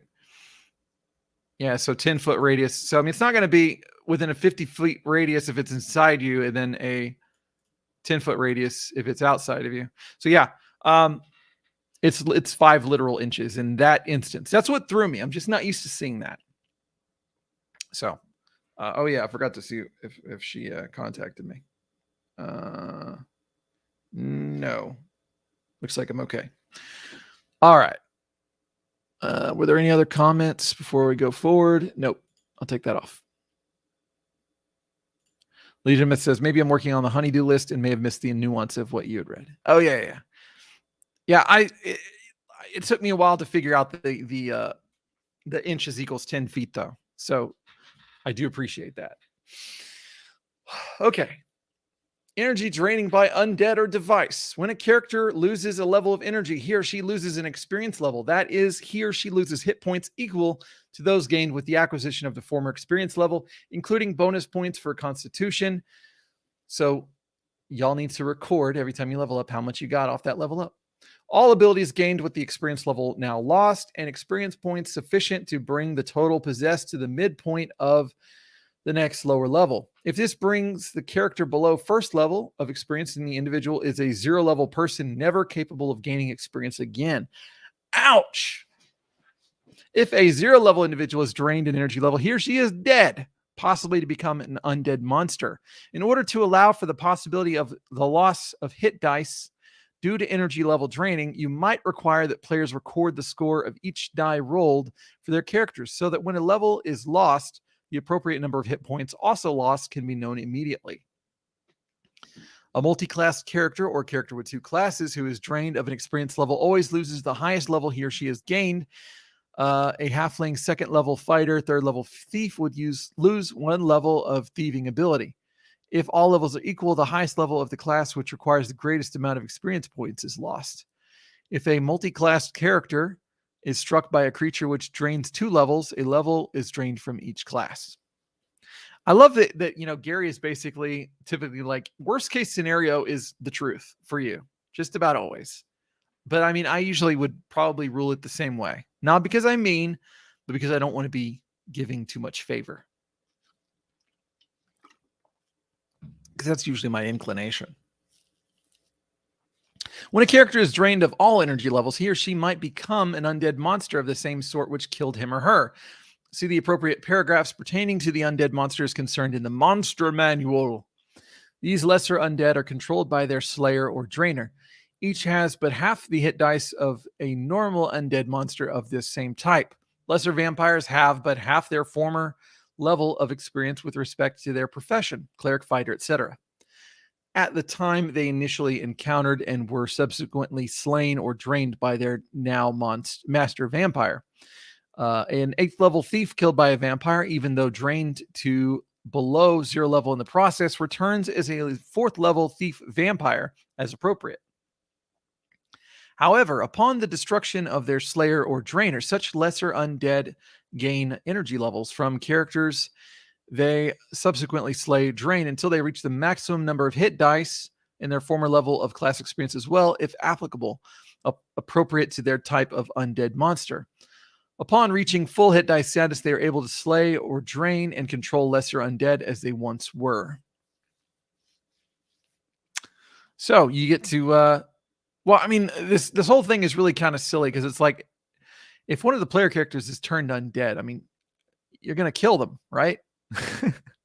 That's what you got to do. You got to kill him. Give me your sheet.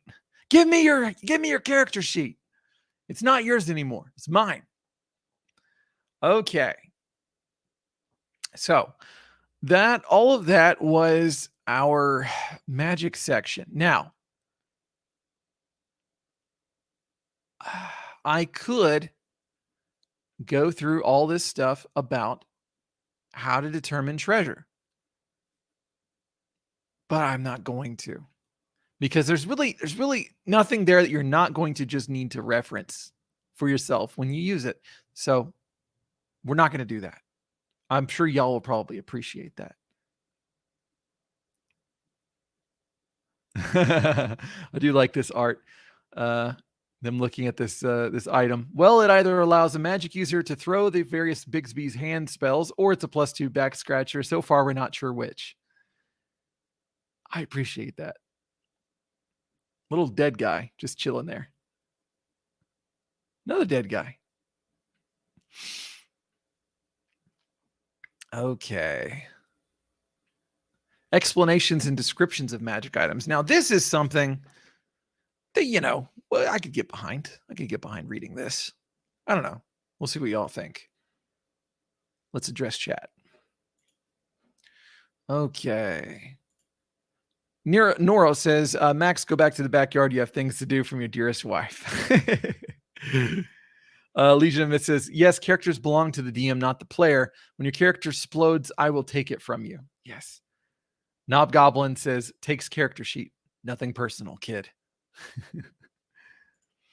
K5K says, lots of cool notes hidden in the magic section. That's true. I'll probably go do a video because I don't plan on reading the entire DMG on a stream. I will probably do a video where I just pick out some of my favorite little things and summarize them, and maybe like a video series, I guess. I was thinking wisdom from the master, something like that. Because he the master, and I'm just speaking the gospel according to Gary. Y'all, there's a domestic dispute going on here. Nora says, I am your real wife, not that nice, sweet, imaginary wife of yours. I think it came out whenever he was too loud, and then he's like, oh, I got to close my door. And we're like, oh, okay, we know what's going on. We know, blink once if you need help, Max. Okay. So, I mean, I do want to, hit on a lot of those things later. I mean, but what I guess there's, I think it would be very, uninteresting for me to go over all of it in hopes of finding the goods. Instead, I'll find the goods and I'll come back to it later as I find it. So, all right. Potions. Potions are typically found in ceramic, crystal, glass, or metal flasks in enough quantity to provide one person with one complete dose, so as to be able to achieve the effects which are given hereafter for each type of potion. Potion containers can be other than as described at your option. As a general rule, they should bear no identifying marks, so that the players must sample from each container in order to determine the nature of the liquid. However, even a small taste should suffice to identify a potion in some way, even if just a slight urge. I was never that kind. As a dungeon master, you should add a few different sorts of potions, both helpful and harmful, of such nature as to cause difficulties in identification. Okay. In addition, the same type of potion, when derived from different sources, might smell, taste, look different. Unless otherwise stated, the effects of a potion will last for 4 complete turns, plus 1d4 additional turns. If half of a potion is quaffed, the effects will last 1/2 as long in some cases. Potions will take 2 to 5 seconds after they are imbibed. We already know that, but thanks for telling us again, just in case. While potions can be compounded by magic user or alchemist teams at a relatively low cost, they must have an actual potion to obtain the formula for each type. Furthermore, the ingredients are always rare and or hard to come by. This aspect of potions, as well as the formulation of new ones by players, is detailed in the appropriate subsection and the magical research rules. Thanks for reminding us. Animal control. This potion enables the imbiber to empathize with and control the emotions of animals of one type: cats, dogs, horses, etc. The number of animals so controlled depends upon size. 5 to 20 animals of the size of giant rats, 3 to 12 animals of about man size, or 1 to 4 animals of about half ton or more in weight. The sort of animal which can be controlled depends upon the particular potion as indicated by the die roll. So we have a D20, and it could be anything from mammals and marsupials, avians, reptiles and amphibians, fish, mammal, marsupial, avian, reptile, amphibian, fish, or all of the above. Animals with intelligence of 5, low intelligence, or better are entitled to a saving throw versus magic. Control is limited to emotions or drives unless some form of communication is possible. Note that many monsters cannot be controlled by use of this potion, nor can humans, demi-humans, or humanoids. Well, that should be obvious. Clairaudience. This potion empowers the creature drinking it to hear as third level magic user spell of the same name. It can be used, however, to clairaudit unknown areas within 3 inches. So I guess 30 feet. Yeah, so fair point to Max. Fair point to Max. That is clearly meant to be 30 feet. It's not meant to be 3 inches. Its effects last for 2 turns only. Okay. Clairvoyance. This potion empowers the individual to see as a third level spell. Clairvoyance. I kind of hate that because I kind of wish it had just, but it would be a lot to probably just put down the whole effect. So whatever. Well, I'll be doing spells at some point. It differs from the spell in that unknown areas up to 3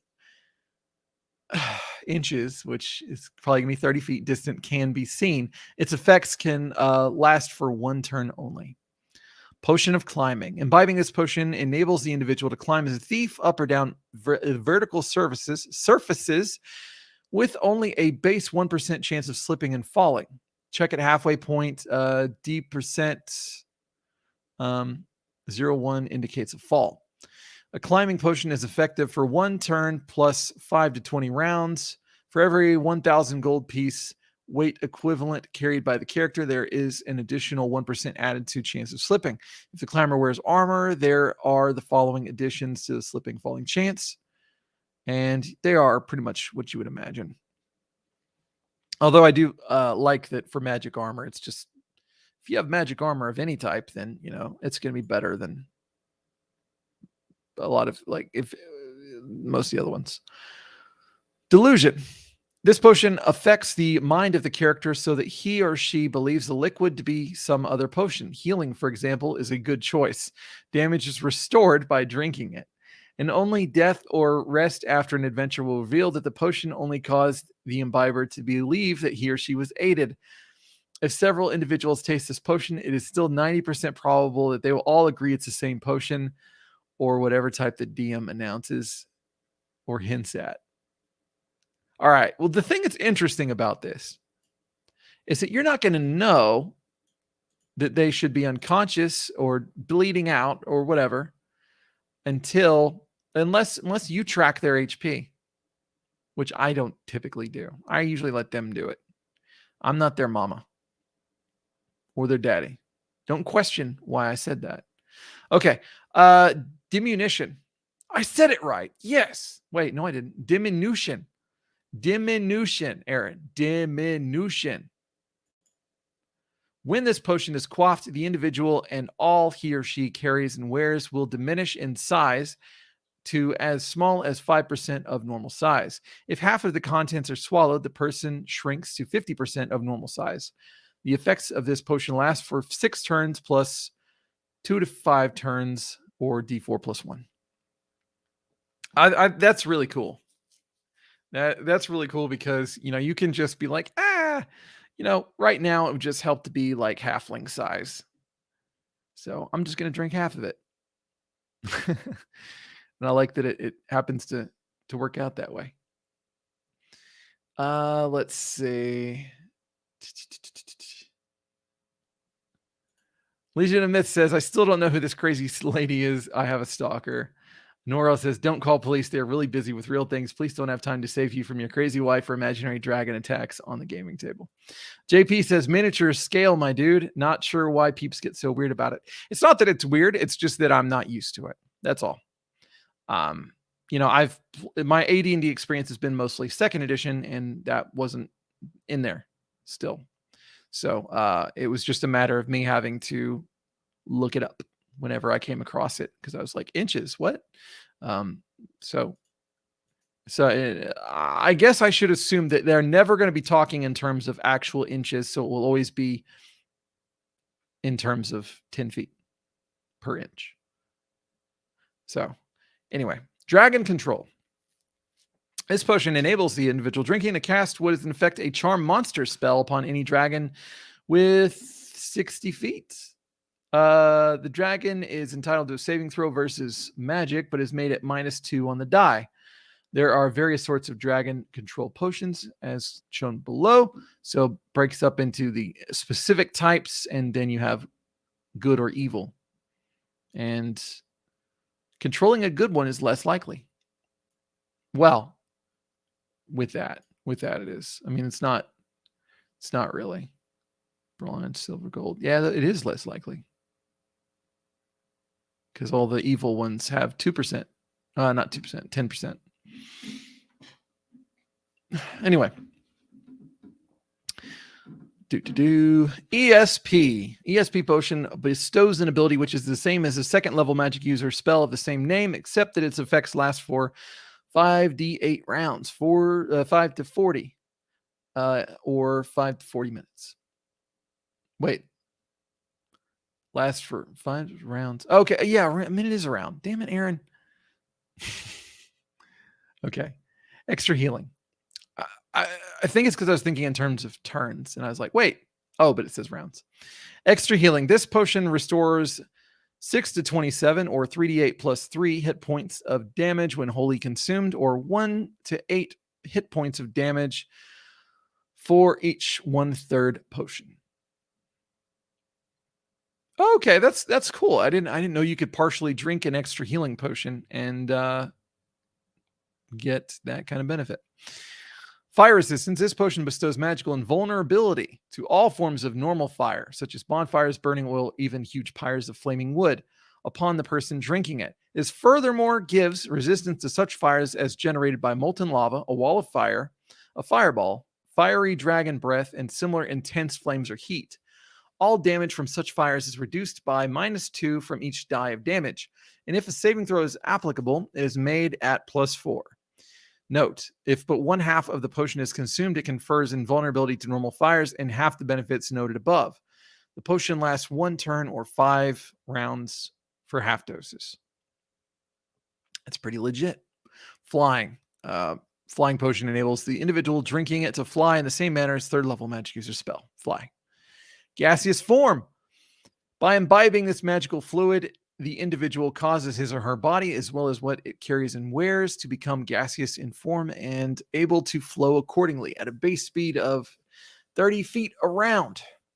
A gust of wind spell or even normal strong air currents will blow the gaseous form backwards at air speed. The gaseous form is transparent and insubstantial. It wavers and shifts. It cannot be harmed except by magical fires or lightnings, in which case damage is normal. A whirlwind will inflict double damage upon any creature in gaseous form. When in such a condition, the individual is able to enter any space which is not airtight. A small crack or hole which allows the air to penetrate also allows entry by a creature in gaseous form. The entire potion must be consumed to achieve this result, and the effects last the entire duration. So I had a very funny snafu with a gaseous form potion in which I made I think, pretty bad adjudication that allowed somebody to basically destroy a dragon's brain from the inside. So, does it say anything about the gas itself? Is it invisible? Transparent and insubstantial. Yeah. Yeah, that was but can you smells it is the question. All right, giant control. A full potion of this draft must be drunk in order to make its effects be felt. It will influence one or two giants as if a charm, monster, spell were affecting them. If only one giant is so influenced, it is entitled to a saving throw versus magic at -4 on the die roll. If two are influenced, the die rolls are at +2. The type of giant subject to a particular potion is randomly determined as follows. So it is very specific. Okay. It only lasts for 5d6 rounds. Giant strength. When a giant strength potion is consumed, the individual gains great strength and bonuses to damage when he or she scores a hit with any handheld weapon or thrown weapon. It is also possible for the weapon or for the person to hurl rocks as shown on the table below. Note that the type of giant strength gained by drinking the potion is randomly determined on the same table. Okay, so those weight allowances and damage bonuses and rock hurling is pretty nuts. That's all I can say. Pretty nuts. But I mean, we're already kind of familiar with it because of 18 over 00. 18 over 100. Compare these abilities to the character's strength ability and to the girdle of giant strength. The potion can be used only by fighters. This note this does not give the same powers as a girdle. Interesting. Growth. This potion causes the person consume. Oh, hold on. Only a fighter can use this potion. Is interesting. I'm just interested in that choice. I mean, I guess it makes sense. I don't know. Let me check comments. Oh, no new comments. Okay. So, potion of growth. This potion causes the person consuming it to enlarge in both height and weight. His or her garments and other worn and carried gear likewise growing in size. Strength is increased sufficiently to allow bearing normal armor and weapons, but does not add to combat. Movement increases to that of a giant of approximately equal size. Each quarter of the potion consumed causes 6-foot height growth. A full potion increases height by 24 feet.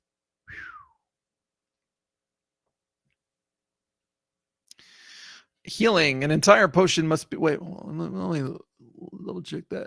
Okay, doesn't add to all right. I was double checking on that. Healing. An entire potion must be consumed in a single drinking in order for this liquor to restore 4 to 10 or 2d4 plus 2 hit points of damage. Heroism. This potion gives the imbiber a temporary increase in life energy levels if he or she has fewer than 10 levels of experience. This is shown below. So if you are level 1 to 3, then you are bestowed 3 energy levels, and you get 3 plus 1 10-sided dice for accumulated damage bestowed. I haven't jacked around with heroism potions.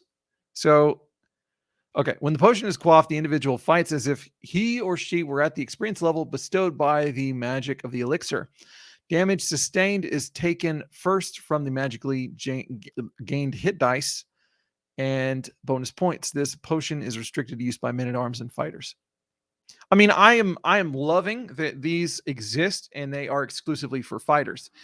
Because you know what? If a paladin or ranger asks me, "Can I use this?" I'm going to say, "No. You're not a fighter. You wish you were, but you're not. You got other good stuff." The fighter gets good shit too. But if somebody were to allow them to do that, I wouldn't be like all upset. I wouldn't be like, "Oh, you're playing wrong or bad or whatever." Because I mean, those are subclasses of fighters, and there are other sections where Gary says if it says that, like for instance under the illusionist, that things are normally going to apply to the illusionists that apply to magic users. So me personally, though, I would probably go that route, because because you could argue that the various restrictions that the paladins and the fighters have, I mean, the paladins and the rangers have, are enough of an offset that, yeah, I like fighters being special. Human control. A potion of human control allows the imbiber to control up to 32 levels or hit dice of humans, humanoids, demi-humans, as if a charm person spell had been cast. And the human types to be controlled are entitled to saving throws versus magic. Any pluses on hit dice are rounded down to the lowest whole die. So 1 plus 2 equals 1, 2 plus 6 equals 2. The type of humans which can be controlled is randomly determined on the table below. So it could be dwarves, elves, half-elves, gnomes, halflings, half-orcs, humans, humanoids, and elves, half-elves, and humans. Lasts for 5 to 30 rounds. So not terribly long. Just enough to avoid a fight or gain their cooperation to kill something. Invisibility. When this potion is consumed, it confers invisibility similar to the spell of the same name. As actions involving combat cause termination of the non-visible state, the individual possessing the potion can quaff a single gulp equal to 1/8 of the contents of the container to bestow invisibility for 3 to 6 turns. Huh. Okay.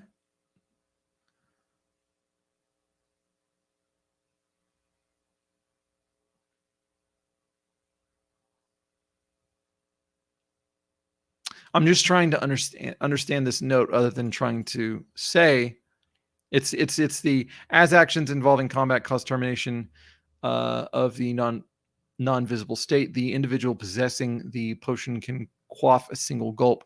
To me, what's weird about this is, like, you know, this is obvious because of the spell, and, you know, it's making it sound like this affects that or is affected by that. But I mean, if you're not using it in combat anyway, I don't know. So 1/8 of the contents bestow invisibility for 3 to 6 turns. That's a lot.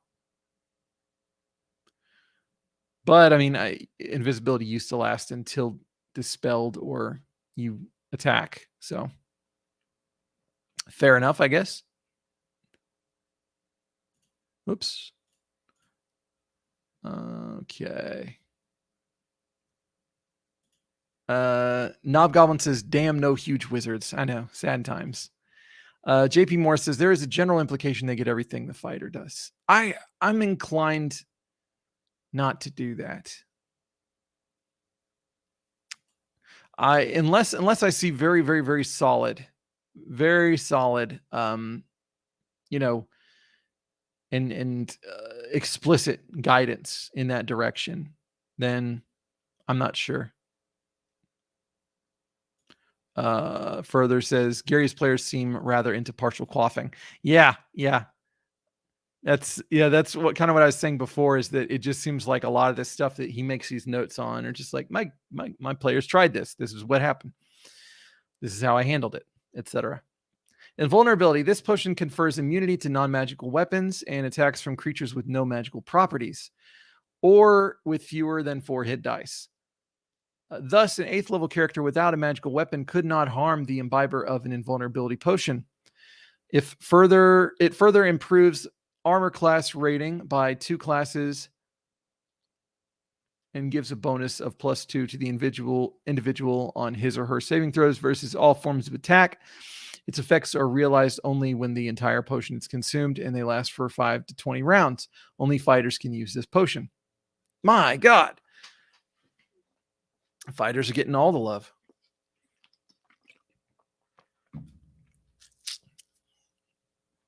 But I you know, so from a balance perspective, I understand it. From a thematic perspective, I have a hard time taking this and then making sense of it. Like, why? What is it exactly about a fighter that makes that happen?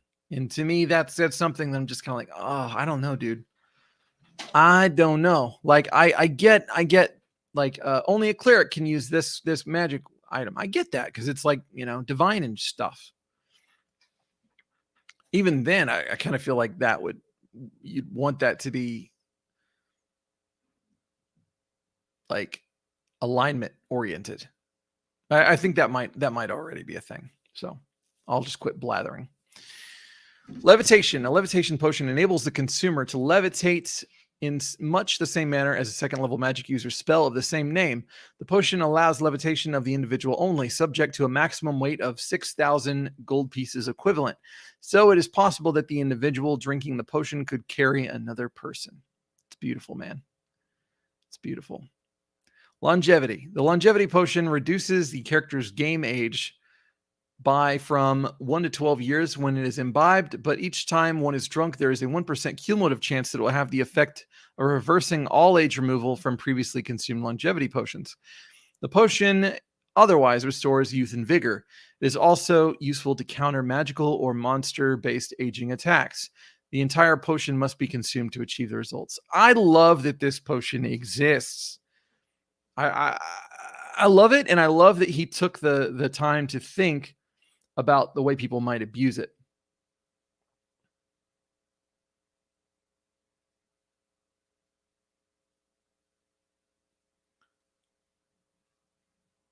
Okay. Whoops. Looks like she tried to call me. Okay, well, she's on her way anyway, so. All right. Oil of etherealness. This potion is actually a light oil which is applied externally to the dress and exposed flesh. It then confers an etherealness. In the ethereal state, the individual can pass through solid objects, sideways, upwards, downwards, or to different planes. Naturally, the individual cannot touch non-ethereal objects. The oil takes effect 3 rounds after application, and it lasts 4 plus 1 to 4 turns, unless removed with a weak acidic solution prior to the expiration of its normal effective duration. It can be applied to objects as well as creatures. 1 potion is sufficient to anoint a normal human in such gear as he or she typically carries. 2 or 3 weapons, garments, armor, shield, and the usual miscellaneous gear carried. Ethereal individuals are invisible. Okay. Oil of slipperiness. Similar to the oil of etherealness described above, this liquid is to be applied externally. This application makes it impossible for the individual to be grabbed or grasped or hugged by any opponent or constricted by snakes or tentacles. Note that a roper could still inflict weakness, but that monster's tentacles could not entwine the opponent coated with all of this with oil of slipperiness. In addition, such obstructions as webs, magical or otherwise, will not affect an anointed individual, and bonds such as ropes, manacles, and chains can be slipped free. Magical ropes and the like are not effective against this oil. If poured on a floor or on steps, there's a 95% chance per round that creatures standing on the surface will slip and fall. The oil lasts 8 hours to wear off normally, or it can be wiped off with an alcohol solution such as wine. That is awesome. If ever you're going to go deal with some spiders, some big old spiders, man, some tentacly boys, that thing is great. Filter of love. This potion is such as to cause the individual drinking it to become charmed, such as charm spells, with the first creature seen after consuming the draft, or actually become enamored and charmed if the creature is of a similar race and of the opposite sex. Charming effects wear off in 4 plus 1 to 4 turns, but the enamoring effects last until a dispel magic spell is cast upon the individual. Getting some Excalibur vibes. Well, okay, not really, but all right. Filter of persuasiveness. When this potion is imbibed, the individual becomes more charismatic. Thus, he or she gains a bonus of 25% on reaction dice rolls. The individual is also able to suggest. Oh, give me just a second, y'all. Okay.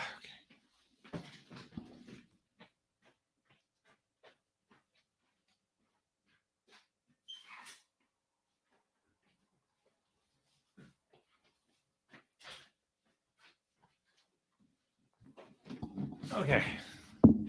So the individual is also able to suggest once per turn as many creatures as are within range of 30 feet of him or her.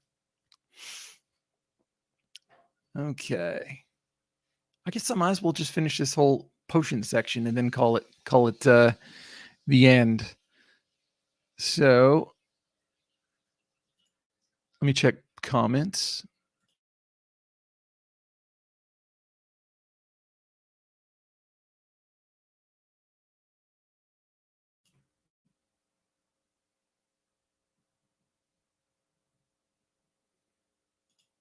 Okay. Now Goblin says, I mean, fighters were Gary's favorites.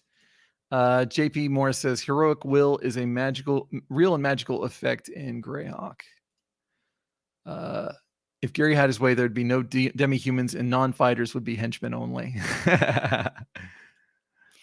Gary was more of a Conan guy rather than a Lord of the Rings fanatic. Based. That potion is good against any Venger adventure. Okay. So, where was I? Oh yeah, plant control. Plant control potion enables the individual who consumed it to influence the behavior of vegetation life forms, including normal plants, fungi, even molds and shambling mounds within the parameters of their normal abilities. The imbiber can cause the vegetable forms to remain still or silent, move, entwine, etc., according to their limits. Vegetable monsters with an intelligence of 5 or higher are entitled to saving throw versus magic. Plants within a 20 by 20 foot square can be controlled subject to the limitations set forth above from 5 to 20 rounds. Self-destructive control is not directly possible if the plants are intelligent. Control range is 90 feet. Poison. A poison potion is simply a highly toxic liquid in a potion flask. Typically, poison potions are odorless and of any color. Ingestion, introduction of the poison through a break in the skin or possibly just skin contact will cause death. Poison can be weak with a +4 to +1 on save throws, average, or deadly. -1 to -4 or more on the saving throw. Some poison can be such that a neutralized poison spell will simply lower the toxicity level by 40%, say from a -4 to a +4 on saving throw potion. You might wish to allow characters to hurl poison flasks. I mean, you can allow it, but is it going to work? I mean, at that point, I would say, okay, well, is it, is it is the flask in good shape? Because it's entitled to a saving throw. Okay, polymorph self. This potion duplicates the effects of the 4th level magic user spell of the same name in most respects. Well, if it's just most respects, then what are the other respects? You didn't tell us. Speed. A potion of speed increases the movement and combat capabilities of the imbiber by 100%. Thus, a movement rate of 90 feet becomes 180 feet. And a character normally able to attack but once per round would gain double attacks in a round. Note that this does not reduce spell casting time. However, use of a speed potion ages the individual by 1 year. The other effects last for 5 to 20 rounds. The aging is permanent. Chef's kiss, guys. There's just so much there that's beautiful. Number one, what I love is that he specifies this does not reduce spell casting time. And what I love about that is that grounds into the world.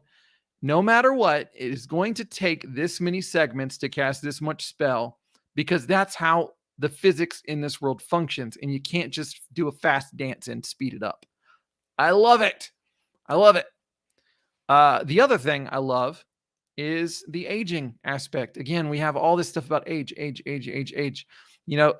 because the expectation is you're going to play long enough that their age matters. And I love it. I genuinely want to run my AD&D game forever until I croak. So I'll just have to find players to keep it going. That's just what I'll have to do. Super heroism. This potion gives the individual a temporary increase in life energy levels if he or she has fewer than 13 levels of experience. And basically, they just get a lot more. It's otherwise the same as heroism potion, but its effects last from 5 to 30 melee rounds. Sweetwater. This liquid is not actually a potion to be drunk, though if it is drunk, it will taste good. But it is to be added to other liquids in order to change them to a pure drinkable water. It will neutralize poison and ruin magic potions with no saving throw. The contents of the container will change up to 100,000 cubic feet of polluted or salt or alkaline water to fresh water. It will turn up to 1,000 cubic feet of acid into pure water. The effects of the potion are permanent but subject to later contamination or infusion after an initial period of 5 to 20 rounds. I love this. I mean, there's just so much of this stuff is just so flavorful that a lot of stuff just gets left behind. I'm so used to 5th edition. I'm so used to 5th edition and just the idea that everything magical needs to be for combat. It's for combat. This is not, and I love it. Treasure finding. A potion of treasure finding empowers the drinker with a location sense so that he or she can point to the direction of the nearest mass of treasure. The treasure must be within 240 feet or less, and its mass be equal metal of that of 10,000 copper pieces or 100 gems or any combination thereof. Must be equal metal of at least. Okay. I was like, what? That's very specific. Note that only valuable metals, copper, silver, electrum, gold, platinum, etc., and gems, and jewelry, of course, are located. Worthless metals or magic without precious metals or gems are not found. The consumer of the potion can feel the direction in which the treasure lies, but not its distance. Intervening substances other than special magical wards or lead-lined walls will not withstand the powers which the liquor bestows upon the individual. The effects of the potion last from 5 to 20 rounds. Clever players will attempt triangulation.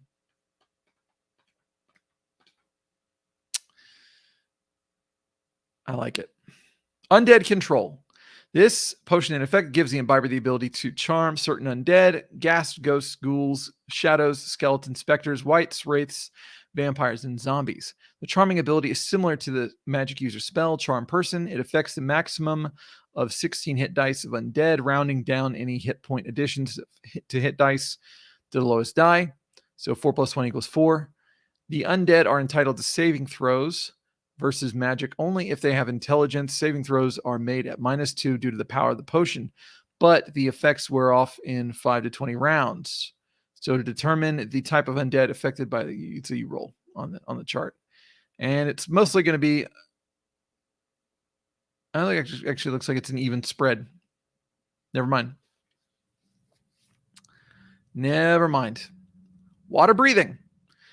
It is 70% likely that a water breathing potion will contain 2 doses, 25% probable that there will be 4 in the container.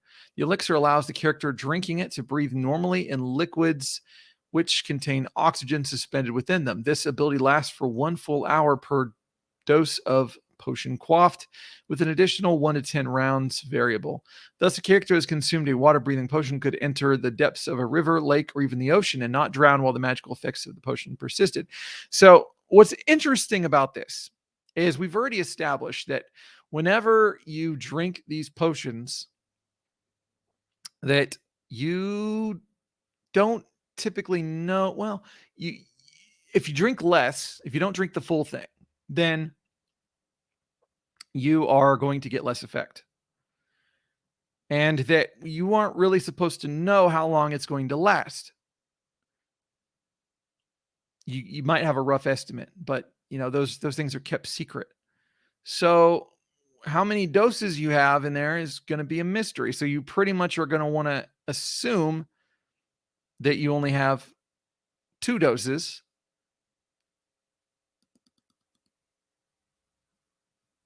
So you can have 2 people drink it. But you might overdose by or just have it last twice as long. I don't know. I'm interested to see what y'all have to say about that. The wife is home, and I'm gonna chill with her for a bit, get some lunch, and prepare for second edition game. But let me see what y'all are doing. Stop sharing. No more sharing. Okay. Oh, my camera's still off. All right. Let's see. JP Moore says it says broken skin or contact may be limited to creatures not at hit point maximum. That's a very interesting thought. Gabor. I've never learned exactly how to say his name properly, but I know the dude, and he's awesome. By the way, y'all should check out Helvexia and other things on his blog. Gabor Lux says, vengeful Old Testament God Gary. Knob Goblin says, based spell rules. Legion of Myth says, I make players roll a save or become addicted to potions of heroism or superheroism. Dark Knight says, Aaron's cock blocking me. Everything I get close, he sees something else. I feel cheated. We couldn't have gotten that in gallons, but I like the ideas of additives. The idea of additives. Gotten what in gallons? I'm kind of curious. Oh, as far as the cubic. Oh, yeah. The sweet water. Yeah. That would have been nice. That would have been nice. Utility is base. Knobgoblin says. And he also says, I do like the sound of crack addicted junkie barbarians. I can't say that I've ever heard that sound before, but now that I've heard about it, I really desire to experience it.